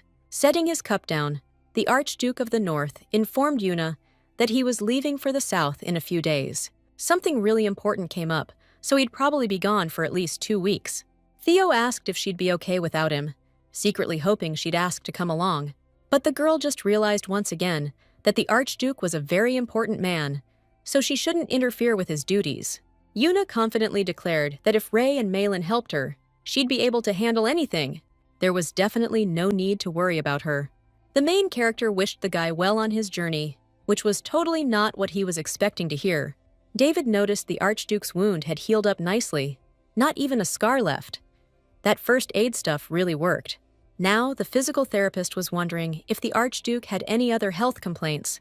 Theo announced that he'd gotten a pet squirrel. Last time it was a bird, and now it's a snow squirrel. Super cute and pretty. You can't take your eyes off it. But the guy was really worried it would run away. If he had his way, the Archduke would lock it in a cage and keep everyone away, 'cause that's how he'd stop the squirrel from escaping. David asked His Grace, kinda confused, if the squirrel actually wanted to escape. Maybe it's somehow showing that it's not happy, or has already tried to escape, but nothing like that's happened. In that case, don't jump to conclusions. Maybe everything's fine with the Archduke as it is. The boss hasn't felt joy in so long. He's ready to protect this new happiness at any cost. It's got him worried sick that it could all vanish. The only way out of this is to let the squirrel know who's boss. First, you gotta build a connection. Try praising the squirrel, hand-feeding it, petting its head. David still hasn't caught on that we're not just talking about a squirrel here. Meanwhile, the therapist kept going, saying after a while the squirrel will see the Archduke as its master and follow him everywhere. Then he won't have anything to worry about. Theo wrote down every word the doctor said. Looks like His Highness is finally learning to recognize emotions. He just needs to figure out how to control them. And then Theo can fully get his humanity back. Humming a little tune to herself, Yuna was getting ready for bed. Milan asked her mistress if something good had happened today. Yuna nodded, explaining that His Grace had been showering her with compliments all day, like saying she was a good eater when it came to bread. It made him happy to see she had a healthy appetite. It was only then that Theo noticed Yuna's big, round eyes, and how beautiful they were. And when they went for an evening stroll, Yuna was captivated by the hydrangeas that were still in bloom. Those flowers usually fade pretty fast, so Yuna was happy to be able to enjoy them while they lasted. Theo remarked that Yuna was really smart. Not everyone knows so much about plants, so the Archduke suggested they walk a little further. Yuna happily agreed to his suggestion, and then they went back to the estate and ate chestnut cake together. And while Yuna was eating, the master kept praising her. Milan found it a little hard to imagine the master showering someone with so many compliments, but it meant that his lordship really liked the lady. The Archduke has changed a lot lately because of the lady. He barely used to leave his study, and walks were totally out of the question. Plus, his lordship used to hit the bottle pretty hard every day. All in all, it's true what they say. Marriage can really straighten a guy out. Yuna caught herself thinking that she wanted to do even more for Theo. He was her husband, after all. The main character turned to Maylene, saying that while his lordship was away, she wanted to get some things done. First off, the lawns need weeding. But that's not all, not by a long shot. The young woman was pulled away from her story by the maids, who were gushing over a fluffy little critter. Yuna walked over to the maids to see what they were up to. The girls immediately got flustered and greeted her ladyship. One of the maids explained it was a kitten who'd lost its mom, and sometimes they come by to play with it. They weren't planning on keeping him or anything. The maids didn't expect her ladyship to ask if she could play with the cute little thing too. You could see pure delight and adoration in Yuna's eyes. Of course, the maids weren't against it, so they all gathered around the tiny kitty and started playing with him. The little guy was super playful and funny, but it was lunchtime, and the kitten needed to eat. The little one was eating with great pleasure the food that the castle maids brought him. The kitten was even eating sweetly. It was impossible to take one's eyes off this sight. The maid's intonation began to strongly remind the main character of something. A question immediately popped into her head. From whom had she heard it? Before getting into the carriage and leaving, Archduke Sever decided to take one last look at his castle before the trip. Eulis informed his lord that it was time for him to get in, but Theo hoped to catch a glimpse of the girl before leaving. He was just about to get in when he suddenly heard a familiar voice. An agitated Yuna hastily ran out of the majestic castle and asked His Grace to wait a little. Stopping in front of the man, the heroine indignantly asked if he was really planning to just leave without even saying goodbye. Quite unexpectedly, Yuna declared that she couldn't pet Theo's head or call him a cutie. That Archduke's way too tall to be cute, Handsome is more like it. Instead, the main character just straight up hugged him tight. Yuna told His Grace to get back safe, 'cause she's gonna be here waiting for him. The Archduke of the North promised he'd come back in one piece. Touching the young woman's earring, he offered to bring her anything she wanted, whatever it took. Yuna pulled back a little and kind of flustered, said it must be warm down south. So she asked him to bring back some of the easiest flowers to grow.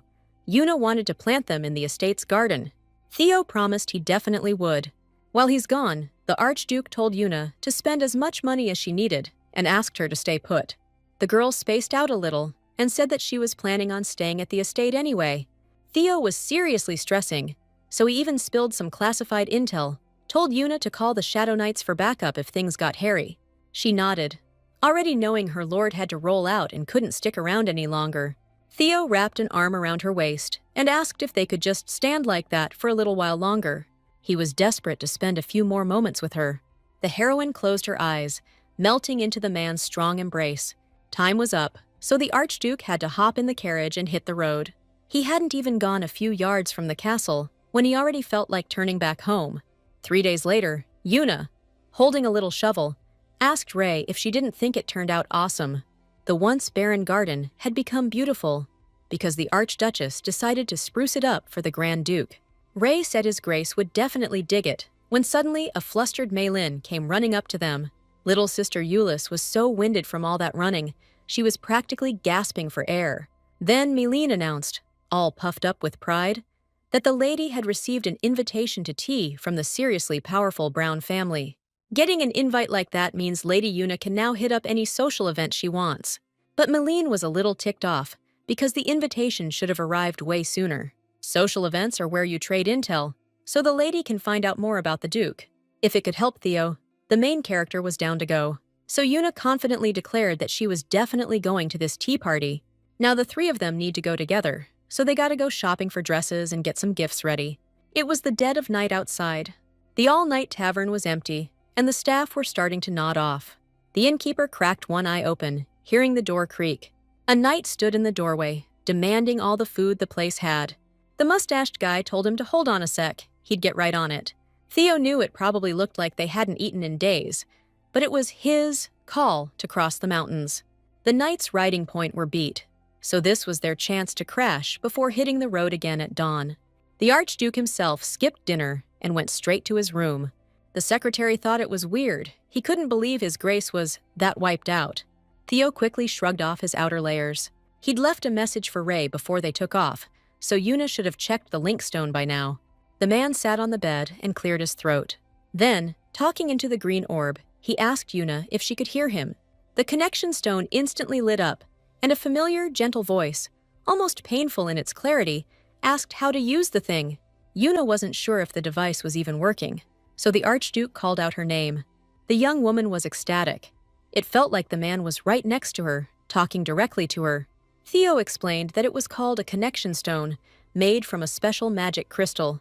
Yuna immediately asked if it was super expensive, and the Archduke fibbed, saying it wasn't a big deal. Deciding to change the subject, Theo asked what she'd been up to that day. The main character happily recounted that she'd received an invitation to a tea party from the Brown family. The Archduke knew that that family traded magic stones with the Bio Empire.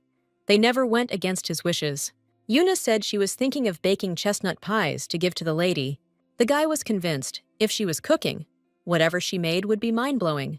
The main girl thanked Theo and decided to ask him what he'd been up to today. She found out the Archduke of the North had been riding and just got to the inn to chill. The mountains weren't hard to cross, and Yuna already pictured how awesome the scenery must be. The guy gave a weird answer like, "Yeah, probably," and Yuna figured he was totally wiped out. So she told the Archduke to get some rest and quickly signed off, making Theo yell out, confused. He asked her to wait, saying he still had a ton he wanted to talk to her about. No matter how beat his lordship was, Euless thought he had to eat, so he brought him food himself. As he got to the door, he suddenly heard his lordship's voice. The secretary was lost, 'cause his lordship should definitely be in the room all by himself right now. Out of nowhere, the boss just asks some girl what she's wearing right now. Euless was already thinking he must have misheard, 'cause there's no way Lord Theo would say something like that. But then his lordship straight up announces that he's underdressed. Ulysses' mind instantly conjures up an image of the boss practically naked, and the secretary's thinking, "What in the world is he doing?" Yuna froze solid, her cheeks flaming red the second she heard Theo was practically bare. The guy rushed to clear things up, explaining he'd just loosened up a bit because it was so freaking hot.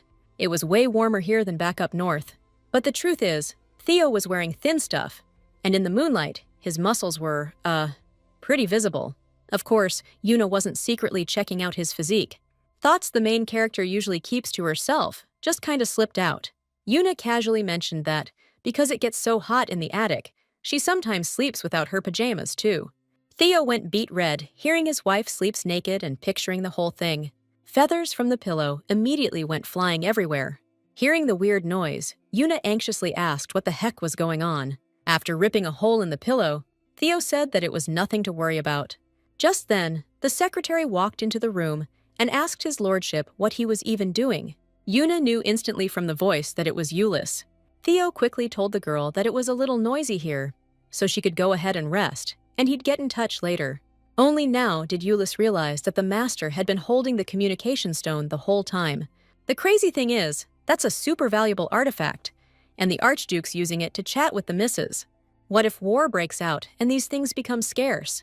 Only the imperial family or the highest nobility can afford something this expensive, and the Archduke's wasting it on some dumb scheme. Ulysses swiped the artifact, totally clueless that Theo had brought 3 connection stones along just in case. But what really ticked off the secretary was that his boss wasn't even listening to him. The next morning, in the dining hall of the Archduke of the North's castle, Chef Hans informed the lady that her dish was ready, and Ray warned her grace not to burn herself. Taking every precaution, Yuna's personal maid took her creations out of the oven. Ray's pastries had perfect flaky crusts. Her grace's pie was also excellent, so Hans suggested everyone try a slice. Yuna suggested inviting the other servants to join the tasting. The main character figured they needed an honest opinion. Everyone loved the idea, so Maylene said she'd call everyone over right now. A little later, Yuna thanked everyone for showing up. She asked everyone to try the chestnut pie and give their honest feedback. The main character didn't want to be left out, so she decided to try a piece of her own creation too. Against all expectations, the pie turned out super salty. But the other maids actually liked it. The flavor was pretty good, and the crispy crust was charming. The main character wasn't expecting to hear that. They probably don't know what chestnut pie is supposed to taste like, since it's their first time trying it. Desserts like that are pretty pricey. Servants can't usually afford something like this. The main character apologized to Hans and asked if it would be possible to make chestnut pies for everyone. The head chef replied that it would be tricky, but totally doable. From now on, if any of the servants wanted dessert, Yuna asked Hans to make plenty and not worry about the cost. His Grace the Archduke himself said she could spend freely, so Yuna's taking him up on that offer. The surprised maids told her lady that she didn't have to do this for them, but the main character was adamant. They all work so hard on the estate, so everyone here deserves to eat their fill, and Yuna was looking forward to working with them all. The maids immediately started offering to help out in the garden, and just like that, the day of the tea party at Earl Braun's estate arrived. Finally, the preparations were complete. Everything looked perfect. Emily Braun, the mistress of Count Braun's estate, was certain the Grand Duchess wouldn't find a single thing to criticize. Finally, she'd get to see for herself what kind of person her Grace really was. They say that girl has snow-white hair? I mean, who even likes snow up north? Emily was dead set. Today, she'd show the Duchess who's boss. This was revenge for Giselle. The woman remembered her dear friend sobbing in front of her, unable to even speak about what happened. Today, Giselle's husband went hunting, and because of the Grand Duchess, his lordship got angry with him. Her husband just said a few words, and because of that, His Grace, the Grand Duke, grabbed him by the collar and threw him to the ground. What happened really ticked Emily off. On top of that, all of Giselle's family's magic stones were confiscated. The family was ruined, and it was all because of His Grace. Emily Braun couldn't forget how desperate her friend was in that moment, so Mrs. Brown was out for revenge. The ladies were already gathering, and they immediately noticed how beautifully the garden was decorated today.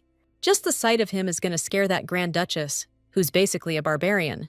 The maid announced to Madame that Her Highness, the Grand Duchess, had arrived. Yuna approached the table, and with a warm smile, told Madam she was very happy to finally meet her. Every lady's jaw dropped. They were stunned to realize that was the Grand Duchess. They said she had snow-white hair, but the girl was way more beautiful than anyone here could have imagined. If the ladies just sit there and don't greet her, the Archduchess will immediately know they're hostile. But suddenly, Yuna reached out to Emily herself. The main character flashed a wide smile and introduced herself first. Emily extended her hand, a puzzled look on her face as she greeted Her Grace, the Archduchess of the North. Yuna shook the Madame's hand with energy, thanking her for the invitation. The woman then offered her guest a seat. She'd made sure to prepare a spot for her at the very end of the table. Just as Emily figured, the great lady's pride was hurt, since she got stuck with the worst seat. Yuna apologized to the madam and said she only had a small request. The heroine explained she'd come with 2 escorts, so she asked the Countess Brown to add a couple more chairs. Emily was baffled. Did the Archduchess seriously want more maids joining their tea party?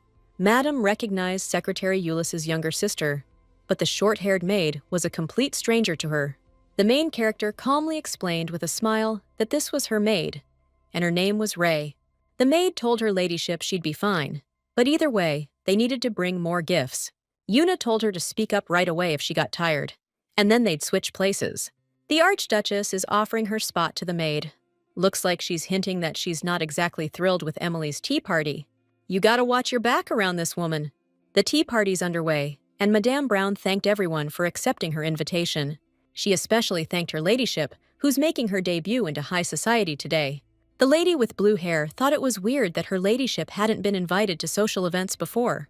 Now people might think the Grand Archduchess only hangs out with the big-shot ladies of the duchy. Malin looked pissed. After all, these are the women who never sent invitations in the first place. Yuna agreed with the lady. Madame Emily was the first to send her an invite, so she's super excited today. The Archduchess was visiting someone's home for the first time, and it felt like she was just hanging out with a friend. Awesome! Madame Brown thought the word friend sounded pretty good. With a sly grin, Emily asked if she could call her Royal Highness by her first name, like friends do. The main character thought that was a fantastic idea, because that's what real friends do. Now, Yuna wanted to know everyone else's names. The ladies were taken aback by the Grand Archduchess's unexpected request. The blue-haired aristocrat decided to go first, saying her name was Teresa Smith. The lady with the green hair said her name was Chloe, and the girl with the light hair and the cherry-colored ribbon introduced herself as Marie. The main character was super happy to meet them all, so she told them her name too. Emily realized that at this rate, she'd lose control of the situation, so she'd have to go with that plan after all. The woman suggested they have some tea before it got cold. Teresa Smith slowly reached for the teacup sitting between her and the Grand Duchess. But then the cup started to tip. Before the tea could spill all over Yuna, Ray managed to catch the cup, averting a total disaster. The maid asked Madame to please be more careful in the future. Teresa blushed and thanked the servant. Ray turned to Her Grace and said she'd go get the gifts she'd prepared, and Yuna nodded.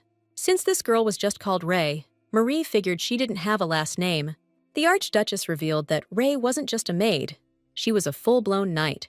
Every lady at the table was stunned by that announcement. Yuna explained that Ray fought side by side with His Grace the Grand Duke in the war. She even received a knighthood. Chloe asked, bewildered. Why the heck this girl was working as a maid then? A knight is practically minor nobility. Malin proudly replied that Ray wanted it that way. She really loves her current job. Emily Brown, who thought she was just a regular maid, started considering offering the girl a seat. Soon Ray returned with the gifts. Though modest, Yuna had prepared a gift for each of the ladies. She personally made these chestnut pies. They looked flawless. You just wanted to devour these treats. Chloe asked in surprise if Madame actually made them herself, and Yuna nodded. With her careless words, the Grand Duchess gave them an opening, and now Emily Brown might seize the opportunity. Since Yuna herself baked this pie, Madame was practically drooling to get a taste. The other ladies decided they absolutely had to try these creations too. Emily Brown tossed a piece in her mouth, not really expecting the dessert to be anything special. The pie's kinda dry, and the chestnuts are almost overpowering, but it's actually pretty good. She snapped back to reality, remembering she was supposed to be finding flaws, not praising the grand lady's work. The main character asked her new friends what they thought of the dessert.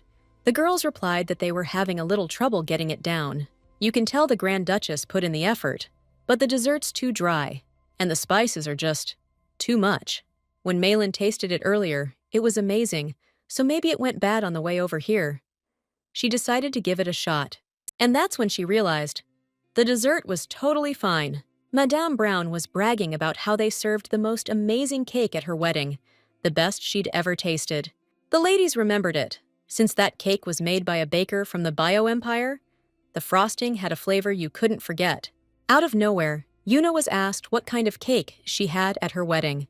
The ladies chuckled quietly, as if just remembering that the Grand Duchess never actually had a wedding ceremony. Madame Brown got curious and wanted to know why the ceremony never happened. The main character flinched. She was really put on the spot by that question. Malin jumped up from her seat and angrily told Madame Brown to stop and not ask questions like that. But Emily was just curious, because there's no real reason why a wedding ceremony wouldn't happen, unless His Highness, the Grand Duke of the North, said he didn't want to have one. Yuna winced because Madame hit the nail right on the head. Judging by the Archduchess's reaction, Madame Brown knew her hunch was right. Their marriage was a sham.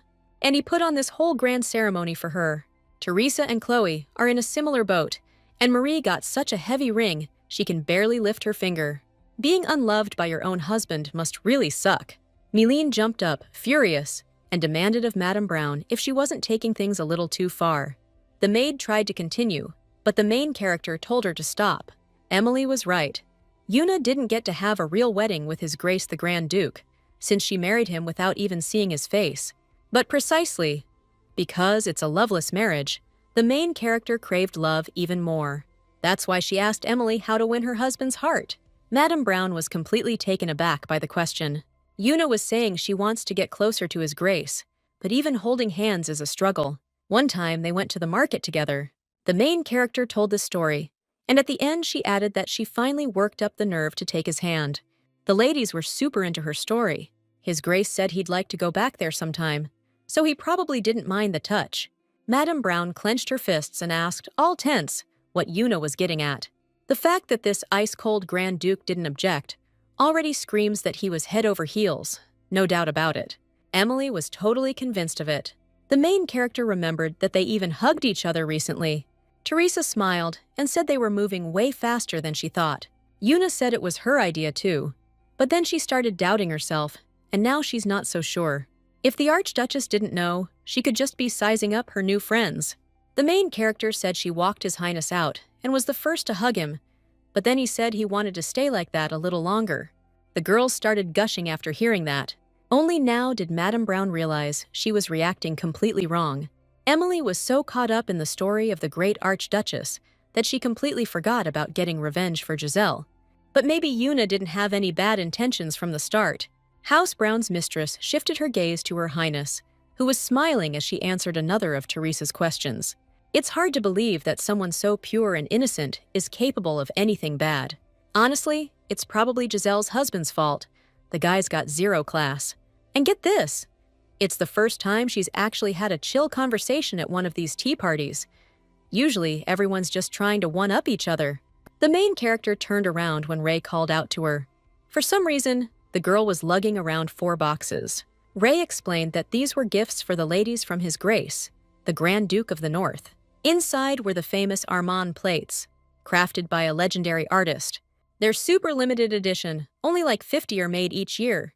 Last night, the Grand Duke of the North ordered Ray to get the gifts ready, but she almost spaced on it. Malin was stumped how Ray could forget an order from His Grace. Then, Ulysses' sister realized, if Ray had brought them with the cake, the dessert would have been totally overlooked. Theo must be beat after trekking all the way down south, and he still made sure to get these gifts together. Out of the blue, Emily stood up and asked Her Grace the Archduchess if she could get some advice. Her husband never gave a damn about her at social events. The main character was surprised when Madame suddenly apologized for being so rude earlier. That cake the hostess made was seriously amazing, and all the other ladies agreed. The other ladies felt bad too, but Yuna was quick to say she had a totally awesome time. But now the ladies are talking to her like they've never met before. The main character really loved today and wasn't afraid to say so. All the ladies gathered there listened to her story with genuine interest. Then Yuna went up to Emily and asked with a smile if they were friends now. Mrs. Brown, the hostess, took the young girl's hand and thanked her for letting her be friends. Yuna suggested hosting the next meeting at her estate, and Emily said she'd be absolutely thrilled to attend. The other ladies joined them and also announced they'd be delighted to come to the Grand Duchess's tea party. It was a meeting where Yuna honestly opened her heart, and somehow she felt a lot lighter afterwards. The maids told their mistress that she'd handled everything so wisely today, and that the ladies were clearly captivated by her beauty. Yuna thought these aristocrats were the first to treat her with kindness, but Maylene exclaimed she barely held back from calling them out on their nerve. Of course, the talk about the wedding got to the main character a little, but she's glad they opened their hearts to her sincerity. The Grand Duchess of the North asked Maylin and Ray what needed to be done to host the tea party at the estate. Count Woodlich heard that His Excellency, the Grand Duke, attended the festival for the first time. Theo didn't respond, just stared at the man with indifference. Earl Woodlich flinched, totally startled when the Grand Duke suddenly turned to him. Theo snapped, reminding him he'd already asked him to be brief and get to the point. The Earl just humbly asked His Highness to invest in his new venture, but the Archduke wouldn't even hear him out. He left the rest to Euless and just walked right out of the room. Woodlich exclaimed, asking if his lordship wasn't interested in the details, but the Archduke just coldly asked if his words hadn't been heard. Theo was incredibly busy right now, so he suggested the Earl discuss everything with his secretary. Euless suggested they get down to discussing the investment. Theo rushed back and immediately pulled out his comstone to finally talk to Yuna. As soon as the girl answered, the man immediately asked if today's tea party went well. The main character said she really enjoyed it. Everyone was so kind and nice to her. Theo told Yuna it's because she's the sweetest, kindest girl in the whole world. One of a kind. But she thought it was all thanks to Theo, though she was curious how he managed to get the gifts ready so fast. The Archduke just said the idea kinda popped into his head. Truth is, the second Yuna mentioned going to that tea party, His Highness sent a messenger. Looks like Ray did a solid job, 'cause it was clear those blue bloods were up to no good. The young lady said she wants to host a tea party at their place next time and invite the ladies over. Judging by how happy Yuna is, it sounds like everything went off without a hitch. Theo told her that was a fantastic idea. Suddenly, the main character snapped to attention and told the Archduke she needed to confess something. Turns out she blew a ton of cash, and Theo was dying to know just how big a ton we're talking. The main character paused, trying to figure out the expenses. She hired 2 kitchen assistants for Hans and told them to whip up extra desserts for the staff. Good job, Yuna, Theo replied. Spend as much as you want. We've got cash to burn. What's mine is yours, Your Grace. Usually, the heroes just chilled in the room, sipping tea and chatting. Suddenly, the beautiful girl got super curious about Theo's current expression. The man froze the second Yuna shyly admitted she missed him. His heart started pounding, and his cheeks flushed after hearing that. Yuna snapped back to reality. Theo was away on business, and she was just whining about missing him. The main character started shaking her head, trying to get those thoughts out, but accidentally dropped a stone. He hit the floor hard and shattered into pieces right away. Yuna was totally bummed, 'cause she was just about to use that artifact. Suddenly, the orb on the shelf started glowing, and a voice she knew all too well came from it.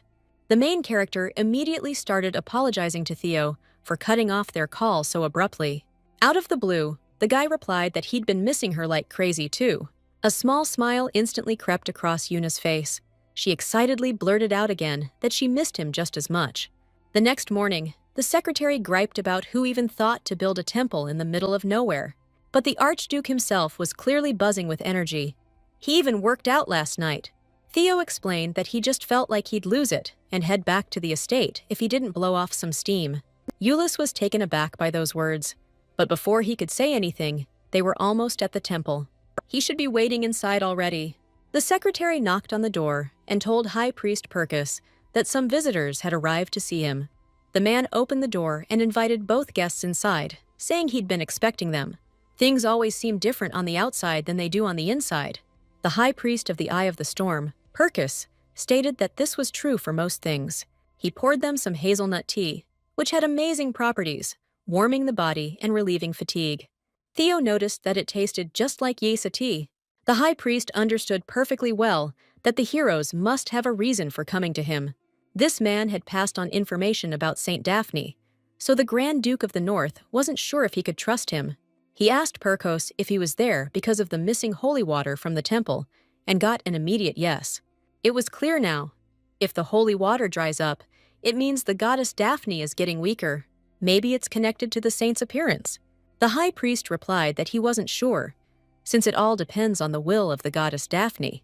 Even though everyone called Perkos the oldest priest from Daphne's temple, he was actually only 25. Theo and Euless couldn't hide the surprise on their faces. The high priest explained that time flows differently in the eye of the storm. When he left that place, he left all the memories of it behind. The Grand Archduke asked sarcastically if he was supposed to buy that, because it sounded like total hogwash. Believe it or not, that's up to you. But it does mean the high priest isn't all-knowing. If the saintess uses her power to restore the holy water, will that power just vanish? Perkos couldn't say for sure, but he figured the saintess herself might disappear too. After the goddess Daphne first showed up, the saintess vanished. So if another saintess has appeared now, she'll probably disappear after she completes her mission. But that's just Perkos's guess. The holy texts don't say a word about what happened to the saintess afterward. The Archduke was really hung up on that disappearing part. If Yuna used her power to restore the holy water and just became a normal person again, that'd be great. Theo was thinking they could finally ditch the Bayo Empire then. The thought of Yuna disappearing made the Archduke clench his fists without even realizing it. The high priest informed his grace that this was the absolute best he could do. Perkos was straight up. He doesn't trust the master. The high priest owed Lady Camilla for her kindness, so he did her grandson a solid. Only now did Theo find out his grandma was friends with Perkos, and that he owed her big time back in the day. His grace probably already knew, but tons of people keep bugging the high priest about the saint. Perkos always gave the same answer. The saint's power isn't something ordinary folks should mess with. It's not just a warning, it's a threat. You could guess that Perkos actually thinks the Grand Archduke is hunting the saint's power. But right now, all Theo was thinking about was how the high priest was indebted to Lady Camilla. The Archduke told his secretary to get in touch with her ASAP and let her know her grandson would visit as soon as he could. Camilla asked the butler when he was coming. The guy said soon, and the woman said the last time she saw her grandson was like 5 years ago. That little rascal is as headstrong as ever. 5 years back, Camilla burst through the door after hearing about her grandson. The guy was sitting there with a bloody bandage on his shoulder, gritting his teeth from the insane pain. Theo lost his arm from the torture, but the priests just reattached it, so he needs to take it easy. Camilla was pissed when her grandson said he was fine and needed to get back out there ASAP. Theo figured he couldn't bail after a fight, not while those sons of guns' defenses were down. They had to move now. Her hand shot up before she even realized it. She slapped him hard across the face. Then she yelled, asking if he'd completely lost it and become the monster everyone said he was. Camilla couldn't wrap her head around what was in the blood of the imperial family. Her son died young, and now her grandson was trying to do the same. Looking back, she knew she was way out of line. This wasn't just about Theo, it was about her own son too. Years back, Camilla found out her son wanted to marry the Grand Duchess Karen Rose. Camilla figured those royals are all about climbing the ladder, and this marriage would only make things harder for her son. Besides, he's already stretched thin as it is. What's he gonna do when he heads north and gets sick?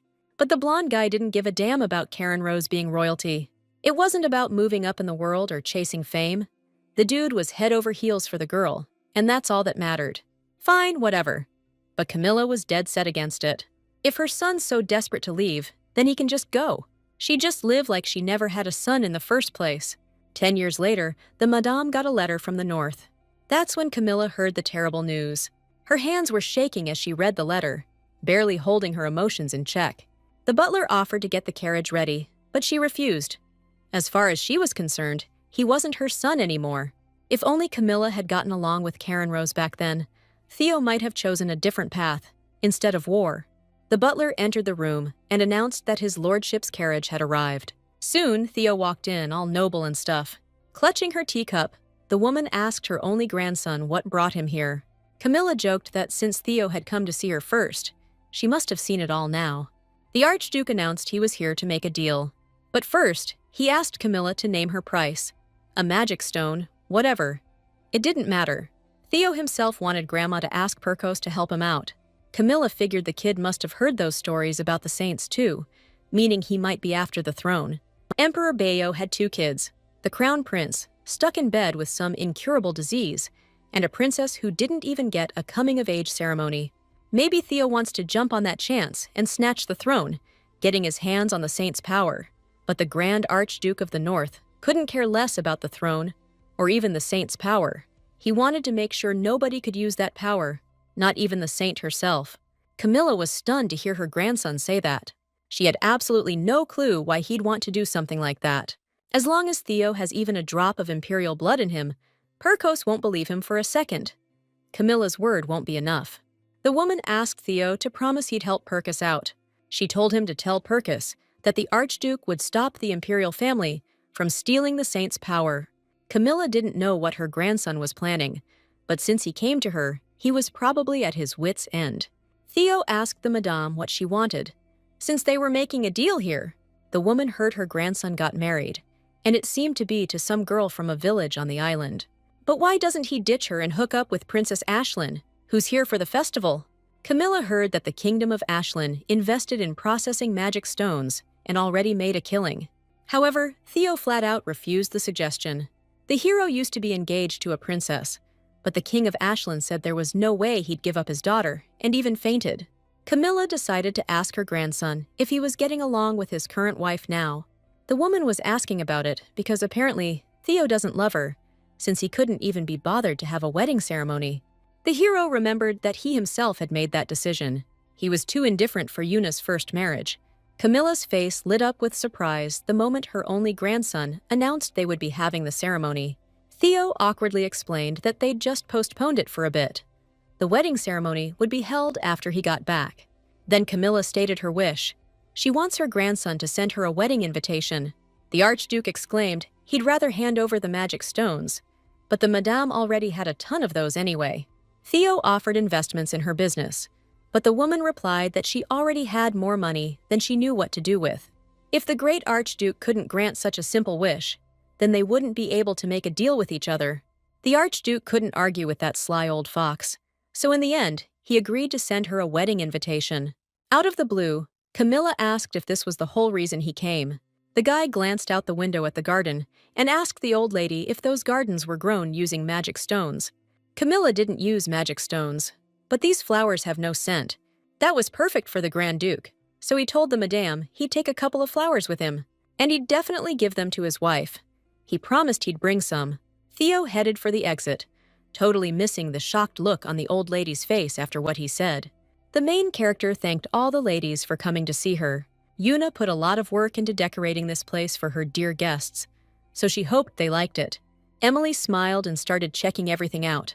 The Grand Duchess seated everyone at a round table. Its main advantage is that everyone's equal there. Emily did mention the trees weren't trimmed perfectly straight, and they need to work on the uniqueness. But the aristocrat loved the idea of using a round table. It gave the feeling they could chat comfortably, and the other ladies agreed with Mrs. Brown, the hostess. Teresa asked Yuna, all flustered, where Ray was. Marie, with a sly grin, said, "Teresa's been going on and on about Ray's lady lately." Trying to change the subject, Emily suggested they name their group, since they'd be seeing each other more often. The main character thought that was a great idea. Marie suggested keeping the name simple, something like tea and cake, because every time they get together, the young noble ladies have tea and cake. Everyone else was into that idea. Out of nowhere, Ray walks up to the main character and tells her that Lady Giselle is here to see her. Madame Brown tensed up, not understanding why Giselle would show up here. After clearing up the confusion, she explained that Yuna is a really good person and not as bad as people say. Turns out, Emily told her dear friend that she was going to the Grand Duchess Yuna's for tea today. Guess Giselle got curious too. The main character was super happy and asked them to bring the guest in. Seeing her dear friend, Emily immediately jumped up and asked with a smile what she was doing there, since she hadn't said a word about it. Giselle replied haughtily that she was just curious about what kind of person the Grand Duchess was. Actually, this is even better. If Giselle sees Yuna with her own eyes, she'll realize that the other day was just a misunderstanding. The Grand Duchess greeted her dear guest, but the madam didn't say anything, just haughtily sat down at the table. Yuna greeted Giselle again, and she finally nodded, deigning to introduce herself. The woman thanked her for the welcome, despite her unexpected visit. The main character replied with a friendly smile that she was always happy to see Emily's friends. Madame asked mockingly what happened to the garden. It looked like a bunch of kids trashed the place. Confusion and indignation appeared on Yuna's face at the same time. Meanwhile, Giselle continued, "It all looks like a complete mess. Trees of different sizes and tasteless colored flowers. How can you use a round table for tea? How will people even know where to sit?" The hostess, Brown, couldn't take it anymore and told her friend that she was going too far. "Right now, Giselle is just nitpicking." Marie exclaimed that she actually wants to buy a table like that for herself. The gardens were amazing too. The ladies told Her Highness not to worry. It'll be even more vibrant when all the flowers bloom. Giselle couldn't believe anyone would dare talk back to her. She figured the Archduchess must have bribed them all. Maybe it had something to do with that mountain of gifts that stuck-up Yuna sent their way. "I heard the Grand Duke went to the Cervan Festival." And, yeah, the main character confirmed it. Everyone knows the Grand Duke doesn't do festivals. So maybe he went there because of Princess Ashlyn. The kingdom of Ashlyn might be small and weak, but its princesses are famous for being total knockouts. Besides, the Grand Duke of the North proposed to Princess Ashlyn once upon a time. They say he even caused a scene demanding her hand in marriage. Emily, annoyed, asked why her friend was bringing that up now. Giselle smirked. "What's the big deal? His Highness is already married to the Grand Duchess, after all. Still, it's kinda weird that he'd go to a festival and leave his wife behind." Mrs. Brown, the hostess, jumped up and, pointing towards the exit, yelled at Giselle to get the hell out of her house right now. The other ladies chimed in, backing her up. Giselle, all fake innocence, asked what the problem was, saying she hadn't said anything out of line. Ray walked over to escort her to the door, but she warned the madam that if she said one more word, she'd be dealing with some serious repercussions later. Giselle felt a shiver run down her spine. She snapped back that she could find her own way out. She was leaving anyway. She was a busy woman after all. The madam left, but Yuna was still feeling uneasy after her visit. Marie gently touched the Grand Duchess's hand and told her not to take that woman's words to heart. The ladies shared that their husbands weren't exactly welcoming at first either, but things changed after a while. Yuna thanked everyone for their kind words and assured them she was fine, saying everyone has a first love. Emily chirped happily that what matters most is the present. The main character asked, flustered, if the princess of the Ashlyn Kingdom was really that beautiful. The ladies immediately exclaimed that the Grand Duchess was way more gorgeous. Her beauty could stop your heart. After sunset, during the festival, Theo took a sip of expensive red wine. The Grand Duke's at the festival for the first time ever. That guy's impossible to get a meeting with. So, the nobles figured this was the perfect chance to snag some investment for their new venture. Euless approached the master and announced the arrival of High Priest Perkos. Just then, someone approached the Grand Duke of the North. So this aristocrat wanted to pitch a business idea, but Theo just straight up booted everyone out. Theo's face went even darker, and seeing that, Euless, with a polite smile, quickly explained to the nobles that the Archduke had urgent business. If it's about investments, they can talk to him about it. While Euless is down south, we gotta find a business that'll pump up the Duke's wealth. That's why he asked everyone who's interested to get in line. The festival's just kicked off, but the big Archduke's already arrived bright and early. Theo told Perkis he didn't drag himself all the way out here to enjoy the festival. The High Priest would never have imagined His Grace would be meeting with Lady Camilla. But if the gentleman wants him to hear his story, the man's gotta promise Perkis something more concrete. Theo thought he'd already made his intentions perfectly clear, but the High Priest wanted to hear more than just words. This had to be a life oath. In other words, Perkos was talking about a vow to the gods. The High Priest placed a rope on the table. Perkos was showing how meticulous he was, so the Grand Archduke suggested they cut to the chase and get started. To make the oath, you have to wrap Daphne's bonds around your wrist, filled with divine power. It's one of the components of the oath, the thing that links the vow to your soul. That's how they become one. You break a god's oath, you pay with your life. Now Theo has to swear to protect the saint, which also means that as the Grand Archduke of the North, he won't harm her. The man resolutely swore that no matter what, he would protect the saint. The shackles instantly glowed with a bright golden light and clamped tightly around Theo's wrists. Turns out, the oath requires blood. so the great Archduke of the North is about to feel a little pinch. Theo could feel the blood flowing slowly, but it was pretty bearable. But then a searing pain erupted in the man's chest, and his voice cracked with a cry of agony. But finally it was over. Theo should feel as if his heart and Yuna's are now linked. That's proof the oath is complete. The Archduke of the North handled that well. Theo figured the high priest must be pretty tough to handle that kind of pain so easily. Perkos replied, "Only the one making the oath feels the pain. I just channeled a little of my divine power." The high priest just didn't understand why his lord was now glaring at him with such malice. Theo suggested we drop it and finally get down to brass tacks. Perkos nodded, agreeing with the Grand Archduke's suggestion. According to the forbidden texts, the saints relay messages from the goddess Daphne, and the saint herself can create holy water. But if the problem was just the holy water, things would be simpler. The holy water didn't just vanish. Perkos already checked that. Someone's probably stealing it. The same thing's happening at the Phoenix and Servan temples. Someone's pilfering the holy water for some messed up reason. After Theo swore the oath, the high priest has no reason to lie. Perkos initially wanted to find whoever's stealing the holy water. He needs to know their motives to protect the saint. Predictably, the Bayon Empire is the prime suspect. Perkos knew the Bayo Empire was desperate to get their hands on the saint's power, and they'd stop at nothing to make it happen. But the fact they need so much holy water suggests it's not just the Bayo Empire involved in this. His Eminence definitely knows who the saint is and how to steal her power. The master traveled all this way south to identify the saint, meaning the Archduke is dead set on her existence. So, His Eminence already knows the Empire's hungry for the saint's power. Only now did Theo realize the high priest was testing him the whole time, and he didn't even catch on. In that case, Perkos must have known who the saint was, but the priest didn't want to jump the gun, because he's being watched every step of the way. So Perkos did something different. He willingly made contact with those who are seeking the saint's power. So, the priest decided to become bait himself, because asking the saint directly would only cause problems. The prophecies always talked about protecting the saint, so why did that one sound like stealing her power? Anyway, anyone who breaks their oath to the god will die, and the Grand Duke of the North better not forget that. Perkos is leaving now, but he warned that Theo might accidentally hear the goddess's voice because of the saint's power inside him. That's why the high priest asked her to bless the world.